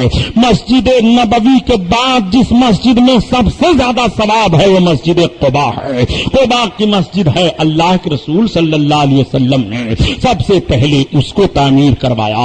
अल्लाह के रसूल सल्लल्लाहु तआला अलैहि वसल्लम जलवा अफरोज हैं। अल्लाह अल्लाह, मदीना तैयबा वालों को पता चल गया। अब मेरे सरकार, रवायतों में बात आती है कि वहां पर सरकार 14 दिन गालबन ठहरे और उसके बाद मेरे आका वहां से मदीना तशरीफ ले जाने लगे। जब सरकार मदीना पहुंचने वाले हैं तो मदीना वाले के खुशियों की इंतहा न रही। अल्लाह अकबर, जब मेरे आका मदीना में जलवा अफरोज हुए हैं तो सरकार के जलवा अफरोज होने से मदीना वालों के घर घर का आलम ये था और कैफियत ये थी प्यारे कि घर घर में रोशनी फैल गई है। पूरा मदीना खुशबू नबी से महक रहा है। पूरे मदीना में चहल बहल है। नबी आए हुए हैं। बच्चे खुशियों के मारे झूम रहे हैं। नबी आए हुए हैं। मां की गोद में बच्चे मचल जाते हैं। नबी को देख लो, आए हुए हैं। औरतें अपने मकानों के अंदर से झांक रही हैं। नबी आए हुए हैं। वो रसूल का कौन सा चेहरा है जिस पर सब कुर्बान होने के लिए तैयार हैं। सनियात की वादी से कौन तुलू हो गए हैं। नबी को देखने के लिए सब बाहर निकले हुए हैं। नबी कौनैन सल्लल्लाहु तआला अलैहि वसल्लम मदीना तैयबा की सरजमीन पर पहुंच रहे हैं। घर घर में उजाला फैल रहा है। नबी कौनैन सल्लल्लाहु अलैहि वसल्लम पहुंच रहे हैं। घर घर में रोशनी फैल रही है। सारे लोग खुशी के मारे समा नहीं रहे हैं। अल्लाह के रसूल की सवारी को घेर लिया जाता है।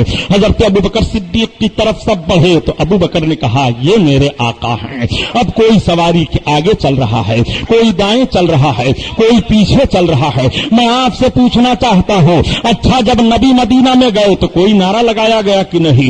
नबी मदीना में गए तो मदीना वालों ने इस्तकबाल में कुछ कहा कि नहीं कहा? जब नबी मदीना तैयबा में पहुंचे हैं तो इस्तकबाल करने वालों ने नबी का इस्तकबाल किस अंदाज से किया था? तारीख का हवाला पेश करो। तुम्हारी मां ने दूध पिलाया है तो मुताले में उसाद पैदा करो। अपने मुसलमानों का ईमान बर्बाद मत करो। तुम्हें इल्म की हवा भी नहीं लगी है। इन नजदी मौलवियों को ये रसूल की सीरत बयान करने के लिए खड़े हो रहे हैं। मुसलमानों का ईमान तबाह बर्बाद करते हैं। सुन, नबी जब मदीना में पहुंचे हैं तो मदीना तैयबा में नबी का इस्तकबाल इस तरह से हो रहा है। कल बदरू अलैना मिन सनियाती वेदाई वजबा शुक्र अलैना मदा लिल्लाहि दाई।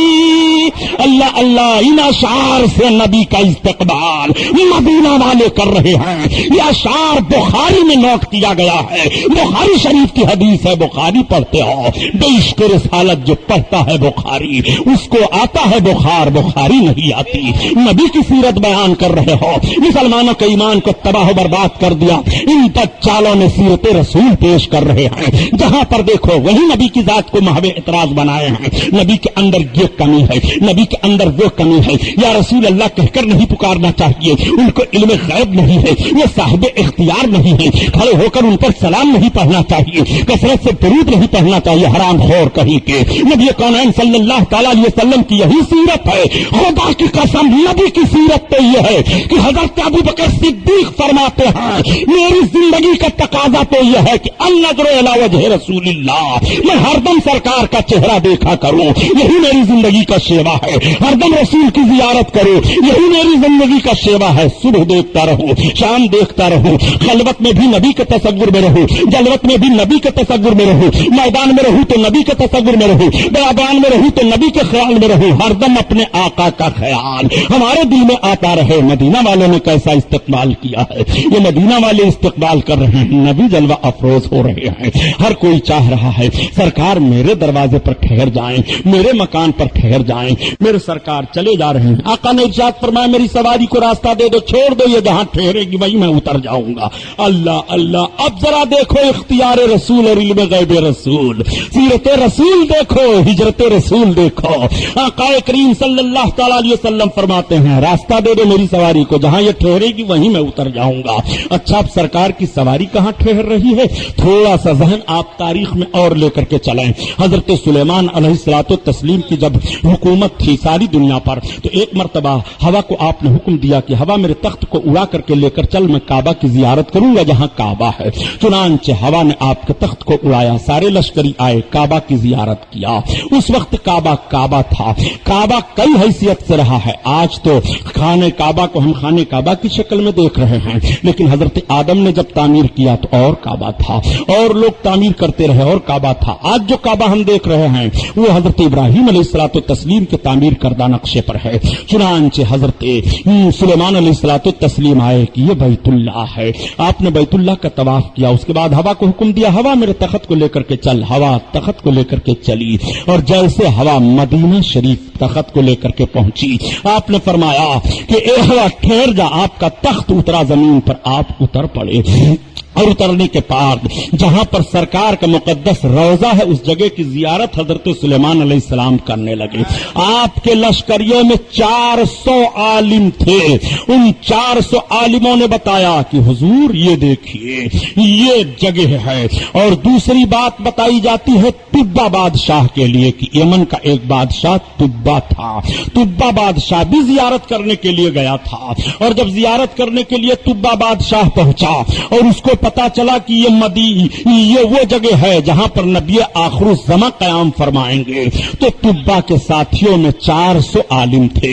ان 400 عالموں نے کہا کہ ہم یہیں پر رہنا چاہتے ہیں، سلطان ہمیں یہیں پر رہنے کے لیے اجازت دے دیجئے۔ چنانچہ طبہ بادشاہ نے 400 مکانات تعمیر کرائے، اور 400 مکانات تعمیر کرانے کے بعد طبہ نے 400 کنیزوں کے ساتھ ان عالموں کی شادی کر دی، اور ایک مکان بنایا، اور بنانے کے بعد کہا یہ نسلن بعد نسلن جو سب سے بڑے عالم ہیں ذمہ داری میں کیا جاتا ہے کہ نبی آخر الزماں کے لیے یہ مکان تعمیر کیا جا رہا ہے، یہ حجرہ ان کے لیے بنایا جا رہا ہے، جگہ ان کے لیے خاص کی جا رہی ہے۔ اور طبہ بادشاہ نے ایک خط لکھا، اور خط لکھنے کے بعد سب سے بڑے عالم کو دے دیا کہ آپ اس کو رکھے رہیے، پھر آپ وصیت کرتے رہیے گا نسلن بعد نسلن۔ 1000 برس کا عرصہ گزر گیا، حضرت سلیمان علیہ السلام نے بھی زیارت کی مدینہ طیبہ کی جہاں سرکار کا روضہ ہے۔ انہوں نے اپنے لشکریوں سے بیان کیا تھا کہ یہاں نبی آخر الزماں کا قیام ہوگا، لشکریوں نے با احترام کیا تھا، طبہ نے قیام کیا یہاں نبی آخر الزماں کا قیام ہوگا، تو طبہ نے ایک مکان بھی تعمیر کروایا، طبہ نے مکان میں ذمہ داری میں دے دیا۔ 1000 برس کا عرصہ گزر گیا، میرے آقا تشریف لے جا رہے ہیں مدینہ طیبہ میں، فرماتے ہیں میری سواری کو چھوٹ دے دو، جہاں رکے گی جس مقام پر رکے گی وہیں میں ٹھہر جاؤں گا۔ سواری چلی جا رہی ہے، گویا سواری کو بھی معلوم ہے کہ رسول اللہ صلی اللہ علیہ وسلم کا مکان ہے۔ چنانچہ وہ مکان رسول کونین کا حضرت ایوب انصاری کے قبضہ میں تھا، نسلن بعد نسلن ان کے ہاتھ میں پہنچ گئی تھی وہ جگہ۔ چنانچہ جیسے سواری جاتی ہے حضرت ایوب انصاری کے دولت قدے پر رک جاتی ہے، میرے آقا تشریف فرما ہوتے ہیں۔ حضرت ایوب بہت خوش ہوئے کہ نبی آخر الزماں کا پہلا قدم مدینہ میں پڑا، تو میرے غریب خانے پر ان کا غریب خانہ کاشانہ بن گیا، ان کا غریب خانہ دولت خانہ بن گیا۔ اللہ کے رسول صلی اللہ علیہ وسلم جب قیام فرما ہوئے تو اب دیکھو نبی نے کیا کیا، دیکھو رسول اللہ کے علم غیب کو، اس بات کو کیوں نہیں تم بیان کرتے ہو؟ لیکن یہ باتیں جب آتی ہیں تو جانتے ہو کیا کہہ کر گزر جاتے ہیں، یہ تو موضوع روایت ہے، جھوٹ روایت روایت ہے. اس حدیث کا راوی تو ضعیف ہے, کمزور ہو گیا ہے. یہ باتیں تو نہیں پائی جا رہی ہیں. سبحانی صاحب نے تو فضیلت کے طور پر بیان کیا ہے, نادان کہیں کے. رسول اللہ صلی اللہ علیہ وسلم کے فضیلت کی بات آئی تو تم راوی کو ضعیف دیکھ رہے ہو. رسول کے وقار کی بات آ رہی ہے تو حدیث کو ضعیف دیکھ رہے ہو. علماء کے تنقید و تبصرہ اور محدثین کے تنقید و تبصرہ کی بنیاد پر تم حدیث کو موضوع قرار دے دیتے ہو. محدثین تو کہہ رہے ہیں کہ یہ صحیح ہے, محدثین تو کہہ رہے ہیں یہ حدیث حسن ہے, محدثین تو کہہ رہے ہیں اس کے راوی ثقہ ہیں, اور یہ جناب جی چند کتابیں پڑھ کر کے بول رہے ہیں نہیں یہ موضوع حدیث ہے, اس کو رسول کی سیرت میں نہیں بیان کرنا چاہیے. نبی کونین صلی اللہ تعالی علیہ وسلم نے دیکھو کیا کہا. میرے سرکار ارشاد فرماتے ہیں اے فلاں لاؤ میرا خط لاؤ جو طبا نے دیا ہے. چنانچہ وہ خط لے کر کے سرکار کی بارگاہ میں پیش فرما دیتے ہیں. 1000 برس کا مکتوب رسول اللہ کی بارگاہ میں پیش ہو رہا ہے اور اللہ کے رسول مانگ رہے ہیں. کسی نے بتایا نہیں تھا یا رسول اللہ آپ کا مکتوب فلاں کے پاس ہے, نہیں یہ رسول اللہ صلی اللہ علیہ وسلم کا غیب ہے. اللہ کی عطا سے میرے سرکار اس بات کو جانتے ہیں, تبھی تو اعلیٰ حضرت عظیم البرکت ذہن و فکر دے گئے. نادان نبی کونین کے علم پاک پر تو بحث کیوں کرتا رہتا ہے؟ ارے نبی کے علم پاک اور غیب کا حال تو یہ ہے کہ جب نہ خدا ہی چھپا تم پہ کرو درود, اور کوئی غیب کیا تم سے نہا ہو بھلا, اور جب نہ خدا ہی چھپا تم پہ کرو درود, تم پہ کرو درود. اللہ اللہ آقائے کریم وسلم مدینہ طیبہ میں قیام فرما ہوتے ہیں. میرے سرکار مدینہ طیبہ میں ٹھہرتے ہیں. لوگ آ رہے ہیں اسلام کا کلمہ پڑھ رہے ہیں, لوگ آ رہے ہیں نبی کونین کی زیارت کر رہے ہیں. ایک بات اور عرض کرتا چلوں, وہ بات رہ گئی ہے ضمناً تاکہ آپ کی معلومات میں اضافہ ہو جائے. میرے سرکار جب ہجرت فرما کر کے راستے میں آ رہے تھے تو ایک واقعہ اور پیش آیا تھا. وہ واقعہ یہ تھا کہ مکہ والوں نے جب اعلان انعام کا کر دیا تھا تو انعام حاصل کرنے کے لیے ایک سراقہ نام کے بہت بڑے پہلوان تھے, وہ بھی اپنی سواری پر سوار ہو کر کے چل پڑے. میں رسول اللہ کو تلاش لوں گا. چنانچہ ان سے کسی نے بتا دیا تھا کہ دیکھو جو راستہ مکہ سے مدینہ گیا ہے اور مدینہ طیبہ سے مکہ گیا ہے, اس عام راستے کو چھوڑ کر کے ہماری نگاہ نے دیکھا ہے کہ 3-4 آدمی ادھر سے اونٹنی پر سوار ہو کر کے اور نکل رہے تھے. سراقہ نے فوراً اشارے سے منع کر دیا چپ ہو جاؤ, اس لیے کہ اس وقت انعام کی لالچ تھی کہ اور لوگ سن لیں گے تو سب تلاشنے کے لیے اسی راستے پر بھاگیں گے. چنانچہ سراقہ اپنے مکان کے پیچھے حصے سے نکلے اور اپنے غلام سے کہتے ہیں کہ لے جا میرے گھوڑے کو فلاں جگہ پر پہاڑ کے پاس کر آ. چنانچہ پہاڑ کے پاس غلام لے کر کے گھوڑے کو کر دیتا ہے. سراقہ گئے, اس گھوڑے سوار ہو گئے اور سوار ہو کر کے اسی راستے پر جو نشیبی علاقے سے راستہ گیا ہوا تھا, جدھر سے پانی جمع ہوتا تھا, پہاڑی کے اسی پیچھے پیچھے حصے سے نکلتے ہوئے اسی راستے پر یہ بھی چلے جا رہے ہیں. تھوڑی دور جیسے گئے تب تک سرکار کو دیکھ لیا. حضرت ابوبکر عرض کرتے ہیں یا رسول اللہ مجھے آہٹ سے لگ رہا ہے کہ پیچھے کوئی آ رہا ہے. اب آپ کی نگاہ جب دیکھتی ہے تو آپ نے کہا یا رسول اللہ کوئی مکہ کا بڑا شہسوار معلوم ہوتا ہے. آپ حضرت سراقہ کا بیان سنو. حضرت سراقہ کہتے ہیں کہ جب میں ابو بکر اور سرکار کے قریب پہنچا, بالکل قریب پہنچ گیا تھا, تو ابو بکر تو مجھے مڑ مڑ کر کے دیکھتے تھے لیکن سرکار نے میری طرف نہیں دیکھا. میں نے سن لیا سرکار قرآن کی تلاوت کر رہے تھے, اتنے قریب میں پہنچ گیا. جیسے میں قریب پہنچا اور میری نیت یہ ہوئی کہ میں ان پر حملہ کروں تو میں نے تیر نکالا فال کا, تو اس پر لکھا ہوا تھا کہ یہ کام کرنا بہتر نہیں ہے, تم ان پر کامیابی نہیں پا سکو گے. پہلے عرب لوگوں کا دستور یہ تھا کہ جب وہ کسی کام کے لیے جاتے تھے تو اپنی ترکش میں تیر رکھتے تھے, کئی تیر رکھتے تھے, جس میں سے ایک تیر پر لکھ دیتے تھے کہ یہ کام ہوگا اور دوسرے پر لکھتے تھے یہ کام رب کے حکم سے نہیں ہوگا. وہ دونوں رکھ لیتے تھے. اب جب کوئی کام کرنا چاہتے تو نکالتے تھے, دونوں تیروں میں سے جو تیر نکل جاتا اس پر عمل کرتے, اور اگر تیسرا تیر نکلتا تو جب तक ये दोनों तीरों में से कोई नहीं निकालते रहते थे। चुनांचे सुराका ने भी अपने तरकश में 2 तीर रखा था, तुम कामयाबी पाओगे इन पर कि नहीं। एक पर लिखा था कामयाबी पाओगे और दूसरे पर लिखे था नहीं कामयाबी पाओगे। तो जब इन्होंने तीर निकाला तो वही तीर निकला जिस पर लिखा था कि तुम इन पर कामयाबी नहीं पाओगे। सुराका कहते हैं तब तक मेरा घोड़ा बिदका और अचानक मैं जमीन पर गिरा, घोड़ा भी धंसने लगा, मैं भी धंसने लगा। मैं चिल्लाया, तब तक मेरे घोड़े की रफ्तार, मेरे घोड़े का धंसना कम हुआ।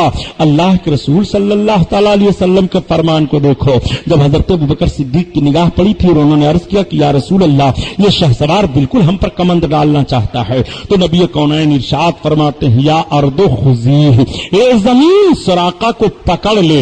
नबी का फरमान जारी होना था, जमीन पकड़ रही है सुराका को। जिस रसूल को आप देख रहे हैं कि मक्का में रात की तारीकी में वो अपने वतन को छोड़ करके मदीना की तरफ चल रहे हैं, वही अल्लाह के रसूल जमीन को हुक्म दे रहे हैं जमीन सुराका को पकड़ ले। सुराका के घोड़े को जमीन ने पकड़ लिया। 3 दफा इस तरह का वाकया हुआ तो अल्लाह के रसूल इरशाद फरमाते हैं ए सुराका, ये काम क्यों तू कर रहा है? क्यों जिसकी जुल्फों का असीर बन करके तुझे जीना मुकद्दर है, जिसके कदमों में तेरी जिंदगी गुजरेगी, क्यों तू जंग कर रहा है अपनी तकदीर से? सुराका ने कहा अब मैं आप पर हमला नहीं करूंगा, लेकिन मैं आपको कुछ दे दूं, खाने पीने की चीज ले ले। मोहब्बत हो गई सुराका को। मेरे सरकार ने फरमाया नहीं, मुझे किसी चीज की जरूरत नहीं है। तो सुराका ने अर्ज किया या रसूल अल्लाह, हमको अमन व अमान लिख करके दे दीजिए। अल्लाह के रसूल ने हजरत अबू बकर से फरमाया कि सुराका को एक चमड़े के टुकड़े पर लिख करके अमन व अमान दे दो। चुनांच अमन व अमान लिख करके हजरत अबू बकर ने सुराका को दे दिया। सुराका जब चलने लगे तो सरकार ने फरमाया आखिर तुम आए क्यों थे? कहा अरब के लोगों ने। या रसूल अल्लाह, तमाम आपके दुश्मनों ने कहा था कि सुर्ख 100 ऊंटनियां इनाम दी जाएंगी, इनाम की लालच में मैं आया था। अल्लाह के रसूल मुस्कुराते हुए फरमाते हैं ए सुराका, मैं तेरे हाथ में सोने का कंगन देख रहा हूं। तू मुझे गिरफ्तार करने के लिए आया है, लेकिन जब तू मेरे कदमों में आएगा तो तेरे हाथ में सोने का कंगन देख रहा हूं। सुराका ये खुशखबरी लेकर चले जाते हैं और चंद दिन के बाद मदीना तैयबा में हाजिर होकर के वो खुद कलमा पढ़ करके इस्लाम में दाखिल हो गए। यही हजरत सुराका रदी अल्लाह ताला अन्हु हैं। जब दौरे फारूकी आया, हजरत फारूक आजम की खिलाफत का दौर, तो बहुत बीमार हो गए। इतने बीमार हुए कि तमाम रिश्तेदार, घर वाले सब इनके सराहने जमा हो गए। इनकी आंखें पथरा गई, जबान इनकी हलक में बैठ रही है, लब पर पपड़ियां पैदा हो गई हैं। लोग रोने लगे। तब तक बड़ी मुश्किल से पूरी ताकत को जमा करके आपने अपनी आंखों को खोला। कहा मेरे सराहने क्यों रो रहे हो? लोगों ने कहा, रिश्तेदारों ने कहा आपके जांकनी का वक्त है, हमको आपकी बीमारी से ऐसा लग रहा है कि अब आप चंद मिनट के लिए हैं। हजरत सुराका का ईमान मुलाहिजा फरमाइए। उन्होंने कहा ये मेरे रिश्तेदारों, मेरे सराहने जमा होने वाले, सुन लो, मुझे अभी मौत नहीं आएगी, मैं मरूंगा नहीं, इस यकीन के साथ ऐसे मर्ज में हजरत सुराका बोल रहे हैं। लोगों ने कहा सुराका वजह क्या है? कहा देखो, मैं जब अल्लाह के रसूल की बारगाह में आपको गिरफ्तार करने के लिए हिजरत के मौका पर हाजिर हुआ था तो रसूलुल्लाह ने मेरे लिए फरमाया था सुरा तेरे हाथों में सोने का कंगन किसरा का देख रहा हूं, और जब तक मेरे हाथ में सोने का कंगन नहीं आएगा मेरी मौत नहीं होगी। सब कुछ बदल जाए, रसूल का फरमान नहीं बदल सकता है, इसलिए अभी मुझे मौत नहीं आ सकती है। रसूल के फरमान पर सुराका का अकीदा मुलाहिजा फरमाओ। उन्हें यकीन है कि मौत अभी नहीं आएगी, इसलिए कि रसूलुल्लाह का फरमान अभी पूरा नहीं हुआ है। हजरत सुराका का ये ईमान और अकीदा है। आप जरा मुलाहिजा फरमाएं, अपने रसूल की सीरत कहां कहां आप देखेंगे। खुदा की कसम, ऐसे रसूल के उम्मती हो जिस रसूल ने कयामत तक की किसी चीज को छोड़ा नहीं है जो बयान न कर दिया हो। मेरे आका बयान फरमाते हैं एक ऐसा दौर आएगा कि लोग अपने रिज्क के लिए महीनों का सफर घंटों में करेंगे दूसरे मुल्कों का, लेकिन फिर भी मुतमईन नहीं रहेंगे। बताओ, अपने रिज्क के लिए भारत से सऊदिया, भारत से शारजा, भारत से अमेरिका, अफ्रीका जहाज के जरिया से जा रहे हो कि नहीं, फिर भी रोजी कमाने वाला मुतमईन नहीं रहता है। नबी कौनैन एक मौका पर इरशाद फरमाते हैं कि लोग अपने जूतों को खूब चमकाएंगे। बताओ, इस वक्त जूते खूब चमकाए जा रहे हैं कि नहीं चमकाए जा रहे हैं? अल्लाह के रसूल ने इरशाद फरमाया जब कयामत करीब आएगी तो लोगों के दरवाजों पर पर्दे लटकते दिखाई देंगे। बताओ, दरवाजों पर पर्दे लटकाए जा रहे हैं कि नहीं लटकाए जा रहे हैं? अल्लाह के रसूल ने इरशाद फरमाया जब कयामत करीब आएगी तो औरतों की हुकूमत होगी, माल की कसरत हो जाएगी। नबी कौनैन सल्लल्लाहु तआला علیہ وسلم نے ارشاد فرمایا دولت حاصل کرنے کے لیے ملکوں میں بڑی عظیم جنگیں ہوں گی. بتاؤ یہ ملکوں کی جنگیں تمہارے سامنے ہیں کہ نہیں دولت حاصل کرنے کے لیے؟ یہ پٹرول اور تیل کا معاملہ کیا ہے؟ رسول کونین صلی اللہ علیہ وسلم نے فرمایا دنیا کا سارا کاروبار لوہے کے ذریعہ سے ہوگا. بتاؤ لوہے کے ذریعہ سے کاروبار ہو رہا ہے کہ نہیں ہو رہا ہے؟ اللہ کے رسول نے ارشاد فرمایا کہ قرب قیامت میں تمہاری رانیں بولیں گی. بتاؤ ٹیلی فون کے ذریعہ اشارہ ہے کہ نہیں؟ اپنے پینٹ میں تم ٹیلی فون کو رکھے رہتے ہو. موبائل کو تو آواز آتی ہے کہ نہیں آتی ہے؟ رسول اللہ نے کس چیز کو بیان نہیں فرما دیا ہے؟ میرے سرکار نے زندگی کا ہر شعبہ بیان فرما دیا.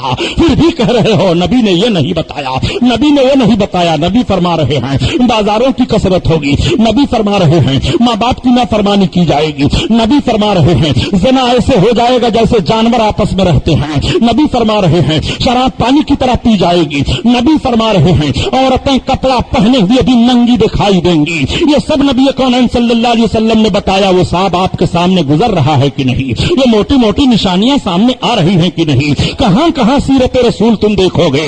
آؤ مدینہ طیبہ میں میرے سرکار تشریف فرما ہے. مکہ والوں کا پلان فیل ہو گیا. مکہ والے ہار گئے کہ محمد کو ہم نہیں پائے. محمد تو مدینہ میں پہنچ گئے. اب مکہ والے تیاری کرنے لگے کہ کسی بھی طرح سے محمد کا مقابلہ کیا جائے گا.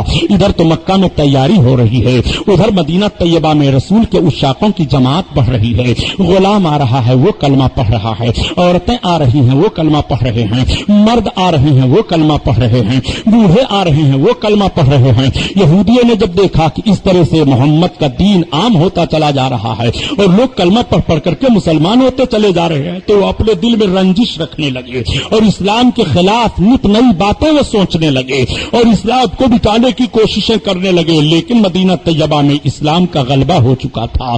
کیسے کیسے لوگ مدینۃ الرسول میں حاضر ہو کر کے اسلام لا رہے ہیں، ذرا دیکھو کس طرح سے اسلام پھیلتا چلا جا رہا ہے. ذرا دیکھو ایک غلام تھے، وہ اپنے آقا سے آزادی حاصل کر لیتے ہیں غلامی سے، اور جب آزادی حاصل کیے تو ان کا چہرہ ایسا نہیں تھا جو خوبصورت ہو عربی جوانوں کی طرح سے.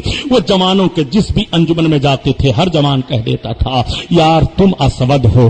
وہ کالے کیوں تھے اور کالے پن کی وجہ سے ان کو اسود کہا جاتا تھا. اسود کو کوئی اپنے قریب نہیں لے رہا تھا. اسود بہت مایوس ہو گئے. اسود نے ایک روز کہا کیا مجھے کوئی نہیں اپنے قریب آنے دے گا؟ کیا مجھے کوئی اپنی قربت میں نہیں لے گا؟ کسی نے کہہ دیا ہاں تم اگر قریب ہونا چاہتے ہو تو محمد رسول اللہ کا دربار ہے، ان کے قریب چلے جاؤ. چنانچہ اسود سرکار کی بارگاہ میں حاضر آئے. میرے آقا مسجد نبوی شریف میں تشریف فرما ہے. اللہ کے رسول کے گرد صحابہ کی انجمن لگی ہوئی ہے. آقا کریم تشریف فرما ہے. یہ مسجد کے دروازے پر بیٹھ کر کے ایک صحابی کو اشارہ کرتے ہیں. وہ باہر آئے. کہا کیا بات ہے؟ کہا میں اللہ کے نبی سے ملنا چاہتا ہوں، آؤ اللہ کے رسول سے ملاقات کر لو. جب وہ اندر گئے تو سرکار دو عالم صلی اللہ علیہ وسلم کے چہرے انور کو دیکھنے کے بعد عرض کرتے ہیں یا رسول اللہ مجھے بھی کلمہ پیش فرمائیں، میں بھی کلمہ پڑھوں گا. چنانچہ میرے سرکار نے ان کو کلمہ پڑھایا اور اسلام میں داخل فرما لیا. اللہ کے رسول صلی اللہ تعالی علیہ وسلم نے جیسے کلمہ پڑھایا اسلام میں داخل ہوا. تب تک ہر بھی کھڑے ہو کر کے ان سے مل رہے ہیں، سلام و مصافحہ کر رہے ہیں، مبارکباد پیش کر رہے ہیں. اسود کو بڑی محبت ہو گئی کہ یہ پیار تو مجھے کسی انجمن میں نہیں ملا تھا، یہ محبت تو مجھے کسی انجمن میں نہیں ملی تھی.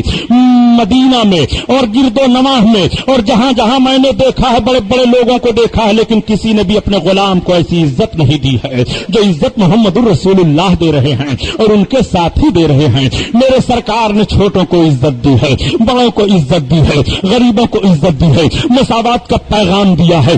آج نبی کونین صلی اللہ تعالی علیہ وسلم کے تعلق سے یہ کہا جا رہا ہے کہ مسلمانوں کے پیغمبر اسلام نے بتوں کو توڑا ہے، ہمارے معبودوں کو توڑا ہے. اس لیے ان کا کوئی حق نہیں ہے کہ وہ ہندوستان میں مسجد کی تعمیر کریں. یہ جملہ توگڑیا جی کہہ رہے ہیں. توگڑیا جی کو معلوم ہونا چاہیے کہ پیغمبر اسلام کے بت کے توڑنے کو تم دیکھ کر کے مسجدوں پر پابندی لگاؤ گے، پابندی نہیں لگے گی. پیغمبر اسلام نے بتوں کو توڑا، پیغمبر اسلام کے شیدائیوں نے بتوں کو توڑا. ہم مسلمان ہیں، ہم کسی پتھر کو خدا نہیں کہیں گے، ہم کسی درخت کو خدا نہیں کہیں گے، ہم کسی پتھر کو کبھی بھی کسی حالت میں کلمہ پڑھنے والا خدا نہیں تسلیم کرے گا. اگر تم پتھروں کو خدا تسلیم کر رہے ہو اور معبود مان رہے ہو اور کہہ رہے ہو کہ ہمارے معبودوں کو پیغمبر اسلام نے توڑا ہے، تو کل پیغمبر اسلام نے توڑا تھا. آج بھی دنیا میں مسلمان معبودان باطل کے خلاف جنگ کرنے کے لیے تیار ہے. ان پتھروں کو توڑا گیا ہے اور توڑا جاتا رہے گا. ہمارا خدا ایک ہے جس کا پیغام اللہ کے رسول نے دیا ہے, لا الہ الا اللہ محمد الرسول اللہ. یہ اتنے بڑے ظالم ہیں, نبی کی ہسٹری پر حملہ کر رہے ہیں تو گڑیا جیسے پھکڑ لوگ نبی کونین کی ہسٹری نہیں پڑھ پائیں گے. ظالم, تجھے نبی کی ہسٹری دیکھنا ہے تو دیکھ لے. رسول اللہ نے غلاموں کو کیسی زندگی عطا فرمائی ہے, نبی نے عورتوں کو کیسا درجہ عطا فرمایا ہے, رسول اللہ نے غلاموں کو کیسا وقار عطا فرمایا ہے. لوٹ لیا تھا دنیا کے لوگوں نے انسانیت کی شرافت کو, لوٹ لیا تھا دنیا کے لوگوں نے انسانیت کے تقدس کو. نبی کونین کا احسان ہے کہ ماں اور باپ اور بیٹے کا احترام سرکار نے بیان فرما دیا, چھوٹوں کو عزت سرکار نے دے دی ہے.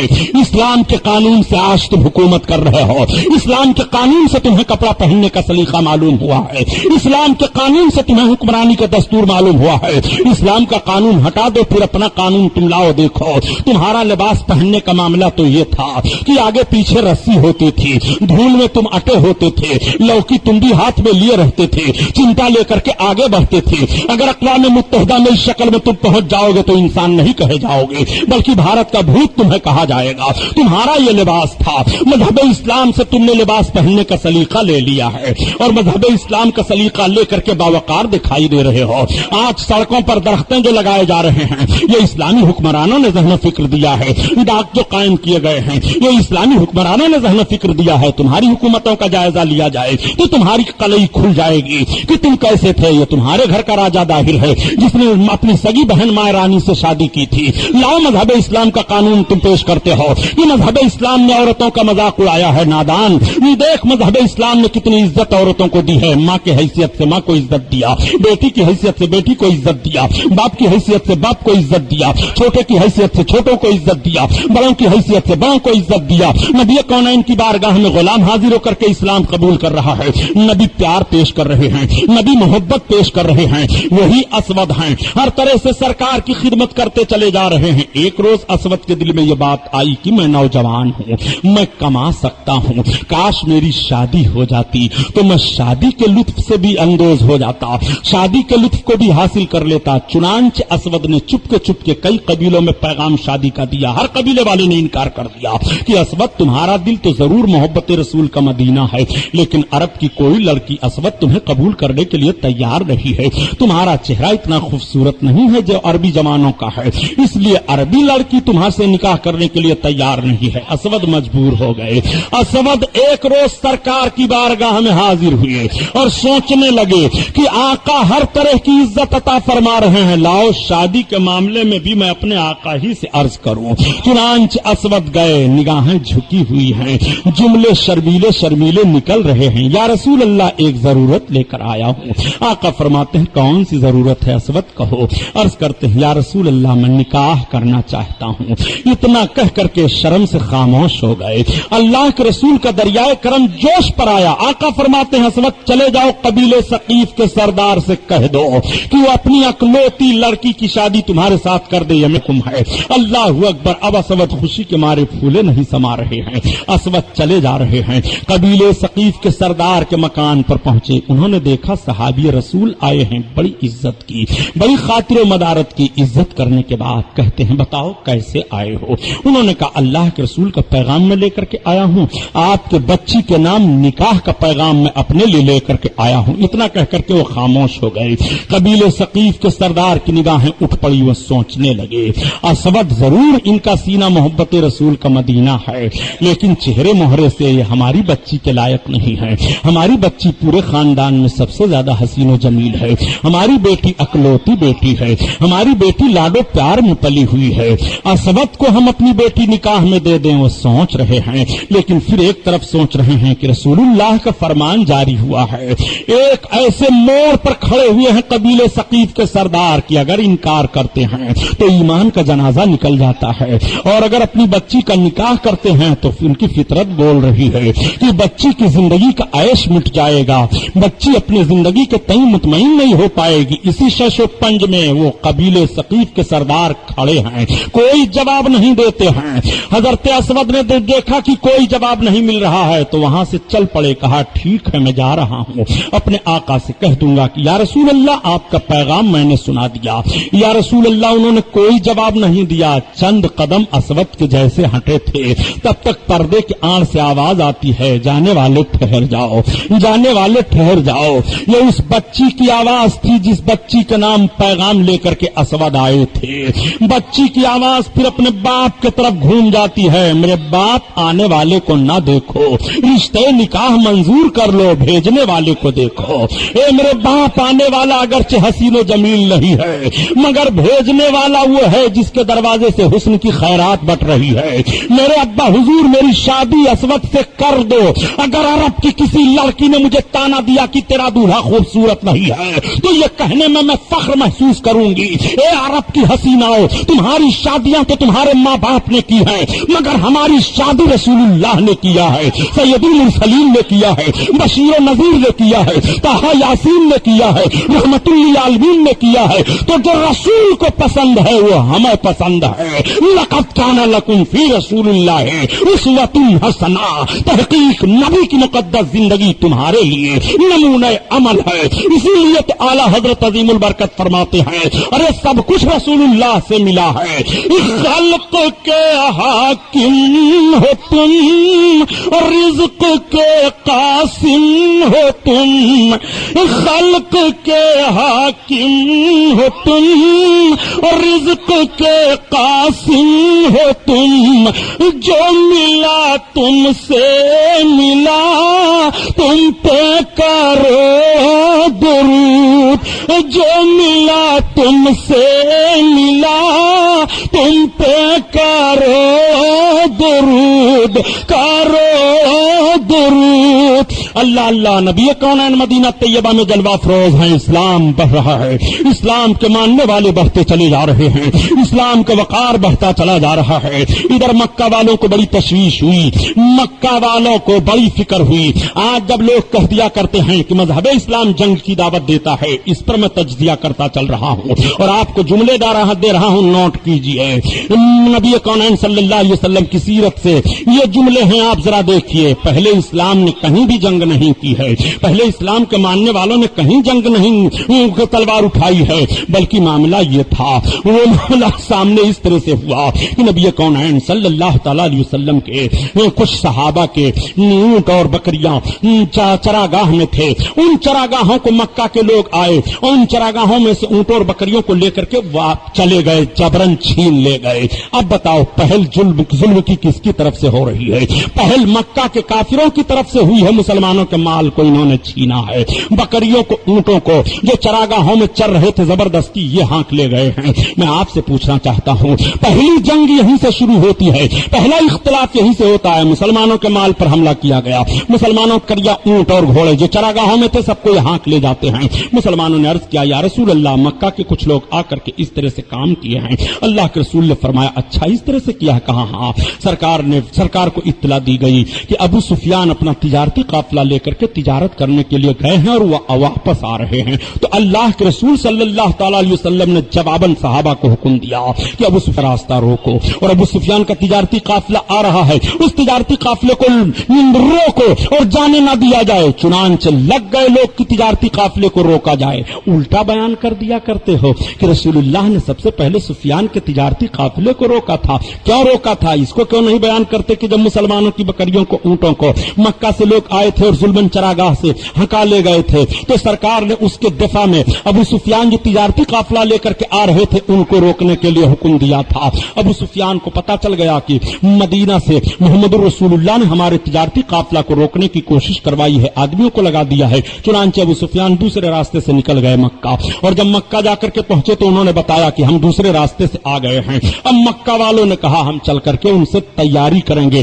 اور ہم ان سے لڑائی کریں گے, قتل و قتال کریں گے. وہ ہمارے تجارتی قافلہ کو کیوں روک رہے تھے؟ اب پھر دیکھو مکہ والوں کا ظلم, اب پھر دیکھو مکہ کے کافروں کی زیادتی. جو لوگ کہتے ہو کہ مذہب اسلام نے پہلے تلوار چلائی ہے, نبی کی سیرت پڑھنے والے توغلیا جیسے لوگوں کو دیکھنا چاہیے کہ رسول اللہ تو مکہ چھوڑ کر کے مدینہ چلے گئے ہیں, وہاں تلوار نہیں چلی ہے. مدینہ میں پہنچے تو مدینہ والوں کو لے کر کے نہیں کہا چلو مکہ میں ہم تلوار لے کر چلیں گے. رسول اللہ خدمت اسلام کر رہے ہیں, تلوار اور جہاد کی کوئی بات ہی نہیں آ رہی ہے. لیکن مکہ वाले मुसलमानों के माल पर हमला कर रहे हैं, उनकी बकरियों और ऊंटों को लेकर के जा रहे हैं। और जब सरकार ने अबू सुफियान के माली तिजारत पर इस तरह से दफा करने का हुक्म जारी किया और अबू सुफियान निकल गए तो मदीना वाले खामोश हो गए। अब मदीना की तरफ से पहले होनी चाहिए, नबी की तरफ से पहले होना चाहिए कि हम मक्का पर हमला आवर होंगे और अपनी बकरियों और ऊंटों को हम उनसे छीनेंगे और उनको जवाब देंगे कि तुम लोगों ने पहल क्यों किया है। लेकिन इधर सब खामोश हो गए। कोई बात है, हमें लड़ाई करने की जरूरत नहीं है। लेकिन अबू सुफियान जब तिजारती काफिला वापस लेकर के गए हैं तो मक्का के सारे सरबराह लोगों को जमा किया और कहा कि अब हम लोगों को मदीना पर चढ़ाई करनी है और मोहम्मद के खिलाफ हमें जंग करनी है। अबू सुफियान, अबू जहल, अबू लहब, ये तमाम बड़े बड़े सरदार, उतबा, शैबा, ये सबके सब इकट्ठा हो जाते हो उमय्या बिन खलफ और इकट्ठा होकर के 1000 कुफ्फार कुरैश के मक्का के सारे लोग तैयार हो जाते हैं और तैयार होकर के मदीना की तरफ चल पड़ते हैं। अब मुझे बताओ पहल किसकी तरफ है? मदीना से फौज मक्का लड़ने के लिए गई थी कि मक्का से काफिरों की फौज मदीना लड़ने के लिए आ रही है? जो फौज मदीना लड़ने के लिए काफिरों की आ रही है ज्यादती उनकी तरफ से है तो पहली ज्यादती काफिरों की तरफ से होती है। मुसलमान दफा करता है, मुसलमान कत्ल क़ताल नहीं करता है। आज भी ज्यादती काफिरों की तरफ से हो रही है। मुसलमान दफा करता है और दफा करने की सूरत में इसको दहशतगर्द कहा जा रहा है। तो रसूल की सीरत को जरा मुलाहजा कर और देख ले। मदीना से मुसलमानों के लश्करी नहीं मक्का की तरफ जा रहे हैं बल्कि मक्का से काफिरों के लश्करी मदीना तैयबा पर हमला करने के लिए आ रहे हैं। तो जो लोग आ रहे हैं मुजरिम वो हैं कि जो लोग अपने वतन में हैं मुजरिम वो हैं। तज्जिया करो सीरत रसूल का। जिहाद जिहाद चिल्लाते हैं, शराब पी करके नबी की सीरत आए हैं पढ़ने के लिए, पूरी पकौड़ी खा करके नबी की सीरत आए हैं बयान करने के लिए। नबी कौनैन सल्लल्लाहु अलैहि वसल्लम की सीरत पता लगाते हैं। नबी कौनैन की सीरत पता लगानी है तो पहले नबी के कदमों में आना पड़ेगा। यह तुम्हारा जुर्म है, ये तुम्हारे कराइन हैं जो साबित कर रहा हूं। मजहब इस्लाम फैल रहा है, मजहब इस्लाम को मिटाने की पूरी कोशिश की गई। नबी ने मक्का छोड़ दिया, मदीना तशरीफ ले गए और फिर भी मक्का के काफिर मदीना की तरफ बढ़ रहे हैं। इस सीरत को आप जहन में नहीं रखोगे, सिर्फ एक जुमला उनसे कह दो कि हमारे सरकार मक्का की तरफ लड़ने के लिए नहीं आए हैं पहले, बल्कि मक्का के काफिर मदीना की तरफ लड़ने के लिए गए हैं और 1000 फौज लेकर के गए हैं। नबी कौनैन को पता चल गया, अल्लाह के रसूल सल्लल्लाहु अलैहि वसल्लम को इत्तला दे दी जाती है कि कुफ्फारान कुरैश और मक्का के दूसरे कबीले के तमाम काफिर मदीना की तरफ आ रहे हैं कत्ल कताल करने के लिए। अब ऐसी सूरत में बताओ दफा किया जाएगा कि नहीं? ऐसी सूरत में अगर दफा किया जाए तो यह जिहाद नाजायज है कि जायज है? जायज है। हिंदुस्तान में सियासत करने वालों, अगर पाकिस्तान सरहद पर हमला तो दूसरे मुल्क के लोग मुल्क पर हमला करके मुल्क का अमन अमान गारत कर देंगे कि नहीं? ऐसे मौके पर अब जरूर हो जाता है कि फौज लगाई जाए, जवान अपने खून की कुर्बानी पेश कर दें, सरहद पर हिफाजत करें। अगर ये कह दिया जाए कि साहब हम कत्लो कताल नहीं करेंगे तो मुल्क आ जाएगा, मुल्क के लोग दूसरों के हाथ में चले जाएंगे। मेरे सरकार सल्लल्लाहु अलैहि वसल्लम पर और आपके सहाबा पर अब जरूरी हो गया था कि नहीं कि मदीना तैयबा पर ये चढ़ करके आ रहे हैं हमला करने के लिए। नबी कौनैन सल्लल्लाहु अलैहि वसल्लम ने अपने दीवानों को इकट्ठा किया। सरकार के दीवाने कितने आ रहे हैं? मेरे आका सल्लल्लाहु अलैहि वसल्लम ने जब अपने दीवानों को शुमार किया, लाइन लग जाती है तो कोई ऐसा भी दीवाना दिखाई दे रहा है जिसके हाथ में कुछ नहीं है। मैदान में चलोगे, हाँ या रसूल अल्लाह, मगर मेरे पास कुछ नहीं है। सरकार ने मुलाहजा फरमाया कि किसी के हाथ में तलवार है तो किसी के हाथ में ढाल है, कोई पैदल है, किसी के पास घोड़ा है, किसी के पास कुछ नहीं है। सिर्फ 300 अफराद हैं।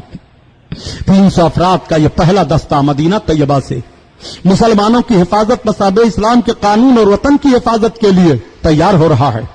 उस 300 दस्ते में छोटे छोटे बच्चे भी दिखाई दे रहे थे। मेरे सरकार ने छोटे बच्चों को दूर कर दिया, बच्चों निकल जाओ। मगर 2 बच्चों की तारीख ऐसी मिल रही है कि वो दोनों अपने अंगूठे के बल खड़े हो जाते हैं। अल्लाह के रसूल की निगाहें मुकद्दस पर ही सरकार मुस्कुरा पड़े। आका ने एक बच्चे से इरशाद फरमाया, बेटा तुम अभी जंग में ना जाओ, निकल पड़ो। ऐसे मौके पर दुश्मन को जेर करने के लिए तिनके का सहारा काफी होता है।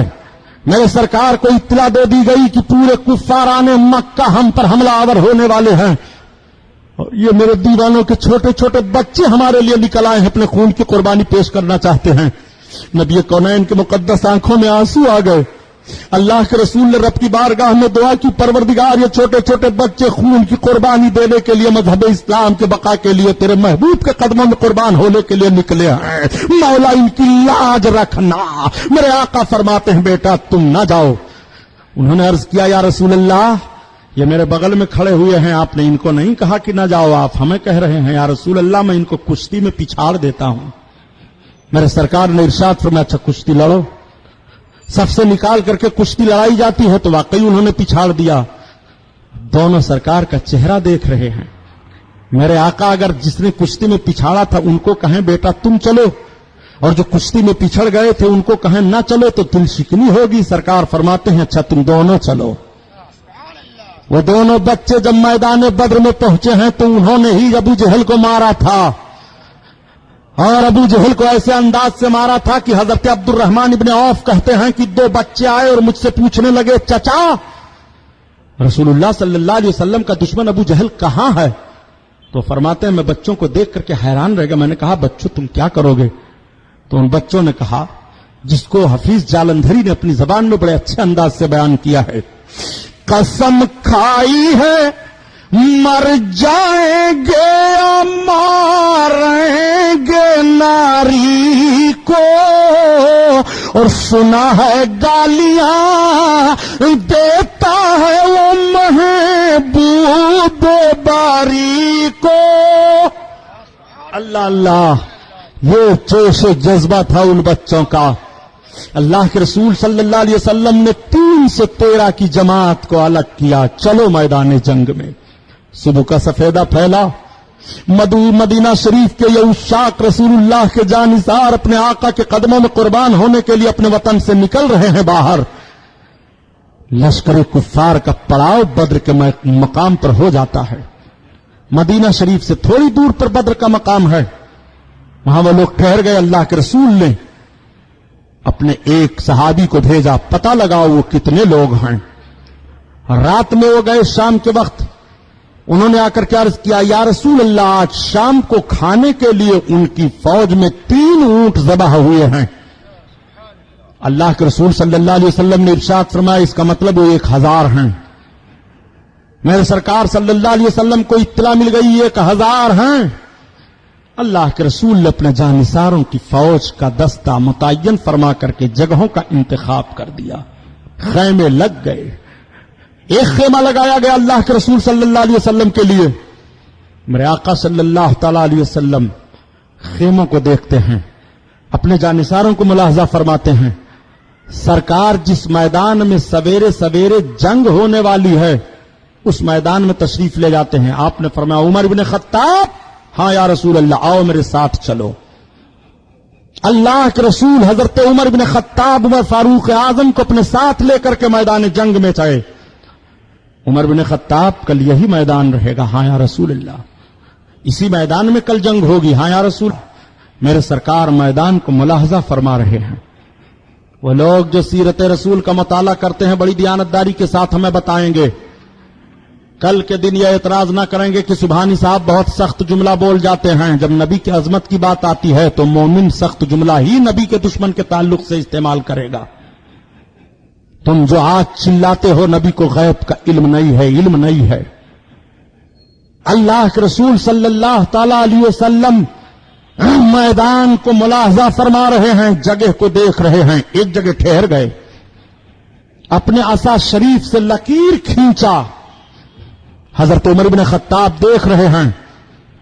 آپ نے ارشاد فرمایا عمر بن خطاب سمجھے؟ عرض کرتے ہیں یا رسول اللہ اللہ اور اللہ کے رسول جانے یہ کیا ہے؟ آقا نے فرمایا عمر بن خطاب دیکھو کل اسی دائرہ کے اندر ابو جہل مارا جائے گا۔ ابھی میدان جنگ میں ٹیم نہیں اتری ہے، ابھی تلواریں نہیں چلی ہیں، ابھی خاک و خون میں لوگوں کی لاشیں نہیں تڑپی ہیں، ابھی بہادروں نے اپنی شہسواری اور بہادری کا جوہر نہیں دکھایا ہے۔ मैदान जंग में टीम के उतरने से पहले पहले फतेह की बशारत और मरने की इत्तला जो दे रहे हैं वो रसूलुल्लाह सल्लल्लाहु ताला अलैहि वसल्लम अता फरमा रहे हैं। हजरत उमर बिन खत्ताब से फरमाते हैं, अबू जहल इस दायरे के अंदर कल मारा जाएगा। और जब जंगे बद्र का खात्मा हुआ था तो हजरत उमर बिन खत्ताब फरमाते हैं कि खुदा की कसम जब मैं मैदान में गया तो रसूलुल्लाह ने जो लकीर खींची थी उसी लकीर के अंदर अबू जहल मारा गया था, इधर उधर एक बालिश्त भी नहीं हुआ। ये मेरे रसूलुल्लाह सल्लल्लाहु अलैहि वसल्लम की मुकद्दस सीरत है। अल्लाह के रसूल अपने खेमे में तशरीफ फरमा है। सहाबा कोई अपनी तलवार को सैकल कर रहे हैं, कोई कुरान की तिलावत कर रहे हैं, कोई जंगी नक्शे को अपने सामने रख करके आपस में रिहर्सल कर रहे हैं। कोई कह रहा है कि फला मक्का से आया होगा मुकाबला करने के लिए, कोई कह रहा है फला बहादुर आया होगा। यही सारी बातें हो रही हैं।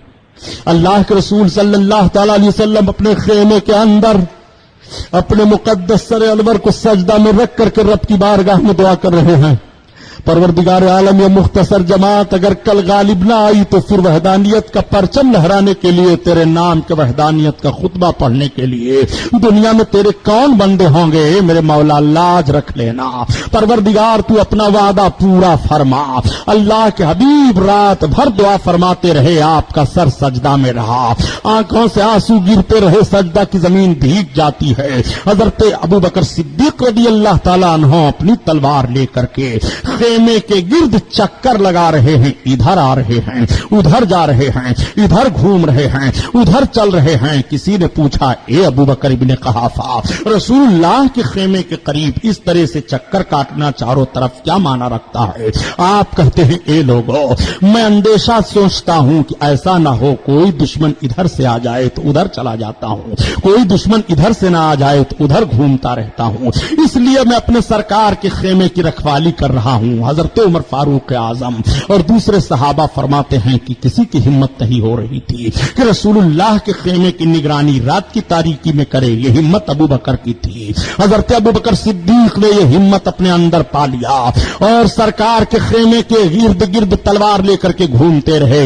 इसलिए कि सारे काफिरों ने सरकार ही को अपने जंग का महवर बनाया था और सरकार ही पर सबकी निगाहें लगी हुई थी। अल्लाह के रसूल सल्लल्लाहु अलैहि वसल्लम के खेमे के गिर्द रक्स कर रहे हैं। हजरत यारे गार अबू बकर सिद्दीक रज़ी अल्लाह ताला अन्हु, रात गुजर जाती है, मेरे सरकार ने देखा, इरशाद फरमाया, अबू बकर क्या कर रहे हो? अर्ज करते हैं, या रसूल अल्लाह मैं गुलामी पेश कर रहा हूं, गुलामाना अंदाज या रसूल अल्लाह मैं पेश कर रहा हूं। मेरे सरकार मैं सोचता हूं कि कोई दुश्मन करीब न आ जाए। सुबह का सफेदा फैल जाता है, मैदान में नक्कारा बजता है, कुफ्फाराने कुरैश आए हुए हैं, उनके बड़े बड़े बहादुर आए हुए हैं, औरतें आई हैं, गीत गा गा करके नौजवानों को उभारती हैं। उसी में तमाम बहादुराने कौम की औरतें आकर के अपने शौहरों को जोश दिलाने के लिए आई हैं, जोश दिलाती हैं। मैदान में शहसवार उतर जाते हैं, 1000 का दस्ता एक तरफ है और 313 उसमें कुछ निहत्थे भी हैं एक तरफ खड़े हैं। रसूलुल्लाह सल्लल्लाहु ताला अलैहि वसल्लम के चेहरे अनवर पर हरदम सबकी निगाह जाती है, हरदम सब अपने नतीजे पर गौर फरमाते हैं। आज ये पहली जंग होने जा रही है, आज ये पहला खून बहा रहा है इस्लाम के लिए। इस्लाम की पहली जंग हुई है तो इस्लाम के जंग करने वालों ने अपनी तरफ से पहल नहीं की है, अपने वतन में रह करके ये अपने दुश्मन का मुकाबला कर रहे हैं। ये इस्लाम पर एतराज करने वालों, मदीना तैयबा के उन 313 मुजाहिदों का जौहर देखो। जब कुफाराने मक्का के जवान सामने आते हैं और ललकारते हैं, ए फला फला तुम क्यों आए हो? कत्ल होने के लिए चले जाओ, तुम्हारे हाथ में तो तलवार भी नहीं है, तुम लोगों के पास तो घोड़े भी नहीं हैं, तुम लोगों के पास तो कत्ल करने के लिए सामान भी नहीं है, किस बुनियाद पर तुम आए हो? तो वो पुकार करके कह देते हैं, न ताक पर, न तकवा पर, न ज़ुहदो इत्तिका पर है, हमारा नाज जो कुछ है मोहम्मद मुस्तफा पर है। हमारे पास तलवार तो ना सही मगर फातह कौनैन हमारे हैं, हमारे पास तलवार तो ना सही मगर रहमतुल लिल आलमीन के कदमों में ہم ہیں. ہمارے پاس گھوڑے تو نہ صحیح مگر معراج میں تشریف لے جانے والے آقا کی بارگاہ میں ہم ہیں. ہمارے پاس مال و زرع اور ڈھال نہ صحیح رسول اللہ صلی اللہ علیہ وسلم کی بارگاہ میں ہم ہیں. آقا کے قدموں میں ہم ہیں. ہمیں جو کچھ ناز ہے اپنے نبی کونین صلی اللہ علیہ وسلم پر ناز ہے. جنگ کا نقشہ سامنے آتا ہے تو آج کی طرح جنگ کا معاملہ نہیں تھا کہ بم مار دیا جائے. آج کی طرح سے جنگ کا معاملہ نہیں تھا کہ ہوائی جہاز کے ذریعہ سے بارود گرائے جائیں. آج کی طرح سے جنگ کا معاملہ نہیں تھا کہ چوری چھپے چھپ کر کے کوئی گولا پھینکا جائے. آمنے سامنے کی جنگ ہوتی تھی, تلواریں چمکتی تھی, میدان میں صفیں لگی رہتی تھی, بیچ کا میدانی حصہ چھوٹا رہتا تھا. ادھر سے بہادر نکلتا, ادھر سے دوسرا بہادر نکلتا, دونوں میں آزمائش ہوتی, دونوں میں تلواریں چلتی. اس طرح سے جنگ کا معاملہ تھا. چنانچہ کافروں کی طرف سے پہل ہوتی ہے. اللہ کے رسول نے ارشاد فرمایا میری طرف سے کوئی تلوار لے کر کے پہلے نہ نکلے گا. اب بھی ذرا سورہ رسول پڑھ لو, اب بھی رسول اللہ کی سیرت دیکھ لو. ایسے موقع پر بھی رسول اللہ صلی اللہ علیہ وسلم نے پہل نہیں کی ہے. ایسے موقع پر بھی اگر پہل ہوتی ہے تو مکہ کے کافروں کی طرف سے ہوتی ہے. ایسے موقع پر بھی اگر پہلی تلواریں نکلتی ہیں تو مکہ کے کافروں کی نکلتی ہیں. تم کہاں کہاں مذہب اسلام پر الزام لگاؤ گے؟ ذرا سیرت رسول مطالعہ تو کرو. نبی کونین صلی اللہ علیہ وسلم کی مقدس زندگی پاک تو دیکھو. اللہ کے رسول صلی اللہ تعالی علیہ وسلم ارشاد فرما سکتے تھے میرے بہادر اب تلواریں نکل کے تم بھی نکلو اور تم سب سے پہلے پہل کرو. نہیں, آقا نے روک دیا ہے. سارے لوگ بیٹھ کے اپنی جگہ پر کھڑے ہوئے ہیں. ایک بہادر نکلتا ہے اور نکلنے کے بعد کہتا ہے ہم قبیلے قریش کے بہادر فلاں ابن فلاں ہیں. آؤ کون آتا ہے ہمارے مقابلے میں؟ مگر ہمارے مقابلے میں کوئی قریشی آئے گا, ہمارے مقابلے میں کوئی ہمارا ہی خاندان کا آئے گا.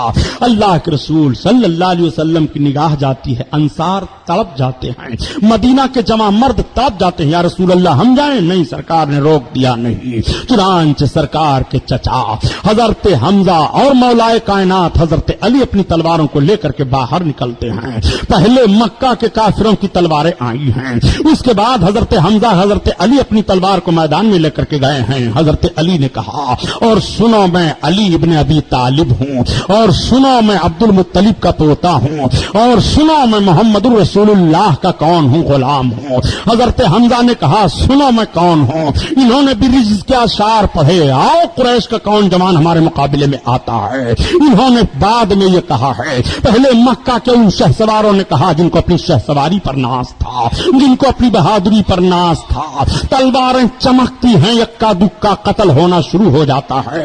میدان بدر میں لڑائی جاری ہو جاتی ہے. میرے سرکار کی نگاہ مقدس ملاحظہ فرما رہی ہے میرے جوان آج لڑ رہے ہیں, میرے جوان مذہب اسلام کے تعلق اور دفاع کے لیے تلواریں چلا رہے ہیں. نبی کی مقدس آنکھیں بھیگ گئی ہیں, رب کی بارگاہ میں دعا کر رہے ہیں. بڑا خونریز مارکا ہوتا ہے. میدان بدر میں 313 سے ٹکرائے ہوئے ہیں. ایک صحابی کی تلوار ٹوٹ گئی, ان کے پاس کچھ نہیں رہ گیا.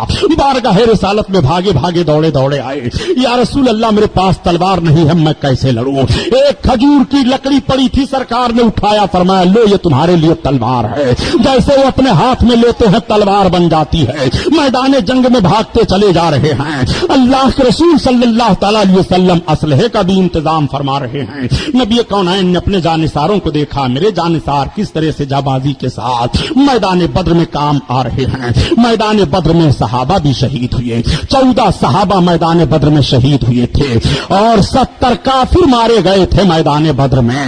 کافروں نے میدان چھوڑ دیا, مسلمانوں نے فتح حاصل کر لی. اللہ حبیب کا سر سجدہ میں جھک جاتا ہے, زمین پر اپنے ماتھے کو رکھ کر کے سجدے شکر ادا کرتے ہیں, رونے لگتے ہیں پروردگار اے میرے مولا تو نے اپنا وعدہ پورا فرما دیا. مولا میرے مجاہد غالب آ گئے, کامیاب ہو گئے ہیں. میدان بدر میں 313 کو کامیابی ملی ہے. میدان چھوڑ کر کے کافر بھاگ رہے ہیں, بڑے بڑے شہ سوار بھاگ رہے ہیں.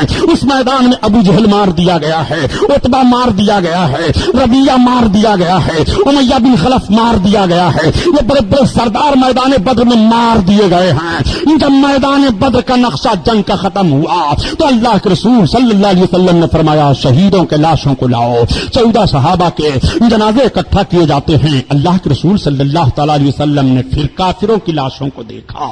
میرے سرکار نے فرمایا ان کی لاشوں کو اٹھاؤ, اور उठाने के बाद कुएं में डाल दो, गड्ढे में डाल दो। गड्ढे में डाल दिया जाता है। अब भी रसूलुल्लाह सल्लल्लाहु तआला अलैहि वसल्लम का मसाजियाना माहौल मुलाहजा फरमाइए, शहीदों को दफन किया जा रहा है तो काफिरों की लाशों को भी उठा करके गड्ढे में डाल दिया जा रहा है। ऐसा नहीं है कि मैदान बद्र में उन काफिरों के कटे फिटे लाशों को छोड़ दिया जाए, चील और कव्वे खा ले। नहीं नहीं, आज क्या तरीक़े जिंदगी ये है, आज क्या तरीक़े जिहाद ये है। अल्लाह के रसूल सल्लल्लाहु तआला अलैहि वसल्लम फिर उस गड्ढे पर खड़े होते हैं और कहते हैं, ए अबू जहल, ए फला, क्या मैंने नहीं कहा था कि इस्लाम गालिब आएगा, इस्लाम के मानने वाले कामयाब होंगे। तब तक किसी सहाबी ने अर्ज किया, या रसूल अल्लाह, ये सब तो कत्ल हो गए हैं, मर गए हैं, क्या ये सुन रहे हैं? आका फरमाते हैं, हाँ सुन रहे हैं। अब बताओ जरा, काफिर मुर्दे जब सुन रहे हैं तो क्या मर्दे मोमिन जब मुर्दा होगा तो वो नहीं सुनेगा? क्या उसे सुनने की ताकत नहीं दी जाएगी? नादान कैसी सीरत तू बयान कर रहा है। नबी कौनैन फरमाते हैं, हाँ ये सुन रहे हैं। इसीलिए मेरे सरकार इरशाद फरमाते हैं कि जब मुर्दे को दफन करके वापस लोग होते हैं तो यस्माओ कराना लय, मुर्दा जूते की खटखटाहट को भी सुनता है। अल्लाह के रसूल सल्लल्लाहु अलैहि वसल्लम ने मुर्दे के सुनने को कह दिया और आज तुम रसूल के सुनने पर एतराज कर रहे हो कि रसूलुल्लाह तो मदीना में गुंबदे खजरा के अंदर तशरीफ फरमा है अपने कब्र अनवर में, और कापड़िया नगर कुरला से तुम या रसूल अल्लाह कहते हो। क्या रसूलुल्लाह सुन रहे हैं? अरे नादान, मादियत जिस तरह तरक्की करती चली जा रही है, हम अहले सुन्नत जमात का अकीदा भी निखरता चला जा रहा है। सऊदिया में फोन लेकर के बैठा हुआ है और यहां से तुम उसे पुकार रहे हो, वो कैसे सुन रहा है? उसको कैसे आवाज पहुंच रही है? एक टेलीफोन हाथ में ले लिया है, एक मोबाइल ले लिया है, तो लंदन उसकी आवाज यहीं से पुकार रहा है, पहुंच रही है। वो जमीन का कौन सा मामला है? वो जमीन और आसमान के दरमियान कौन सी मकनातीसी है जो यहां से तुम्हारी आवाज को लंदन पहुंचा रही है? और एक टेलीफोन के जरिया से तुम सुन रहे हो, इधर भी सुन रहे हो, उधर भी सुन रहे हो। तुम्हें कहना पड़ेगा कि सुभानी साहब, मादियत ने तरक्की की है और सूरज की शुआओं की ताकत की बुनियाद पर हमने अपनी आवाज को सूरज की शुआओं की लहर पर इस्तेमाल किया है, तो यहां से हमारी आवाज वहां पहुंच जा रही है। नादान, मादियत तरक्की कर ले और सूरज की शुआओं की लहर पर तेरी आवाज बंबई कापड़िया नगर की सरजमीन से तू बोले तो लंदन में सुना जा रहा है। अल्लाह के रसूल सल्लल्लाहु तआला अलैहि वसल्लम क्यों नहीं सारी बातें सुनेंगे? उन्हें तो नबूवत का दर्जा मिला है, उन्हें तो रिसालत का दर्जा मिला है, उन्हें तो रहमतुल लिल आलमीन का दर्जा मिला है, उन्हें तो शफीउल मुज़नबीन का दर्जा मिला है, वो तो रसूल कौनैन हैं। इसीलिए तो आला हजरत अजीमुल बरकत फरमाते हैं, तू अपने नबी के सुनने की बात कर रहा है। दूर नजदीक के सुनने वाले वो कान लाल करा मत पे लाखों सलाम, लाखों सलाम, लाखों सलाम। ये महफिल नूर जिंदाबाद, पाइंदाबाद। सीडी, डीवीडी, ऑडियो, वीडियो प्रचार कैसेट बनवाने के लिए तशरीफ लाएं लिम्रा एजेंसी, गुइन रोड चौराहा, अमीनाबाद, लखनऊ। Mobile number 9935505579। दूसरा नंबर 9305328319।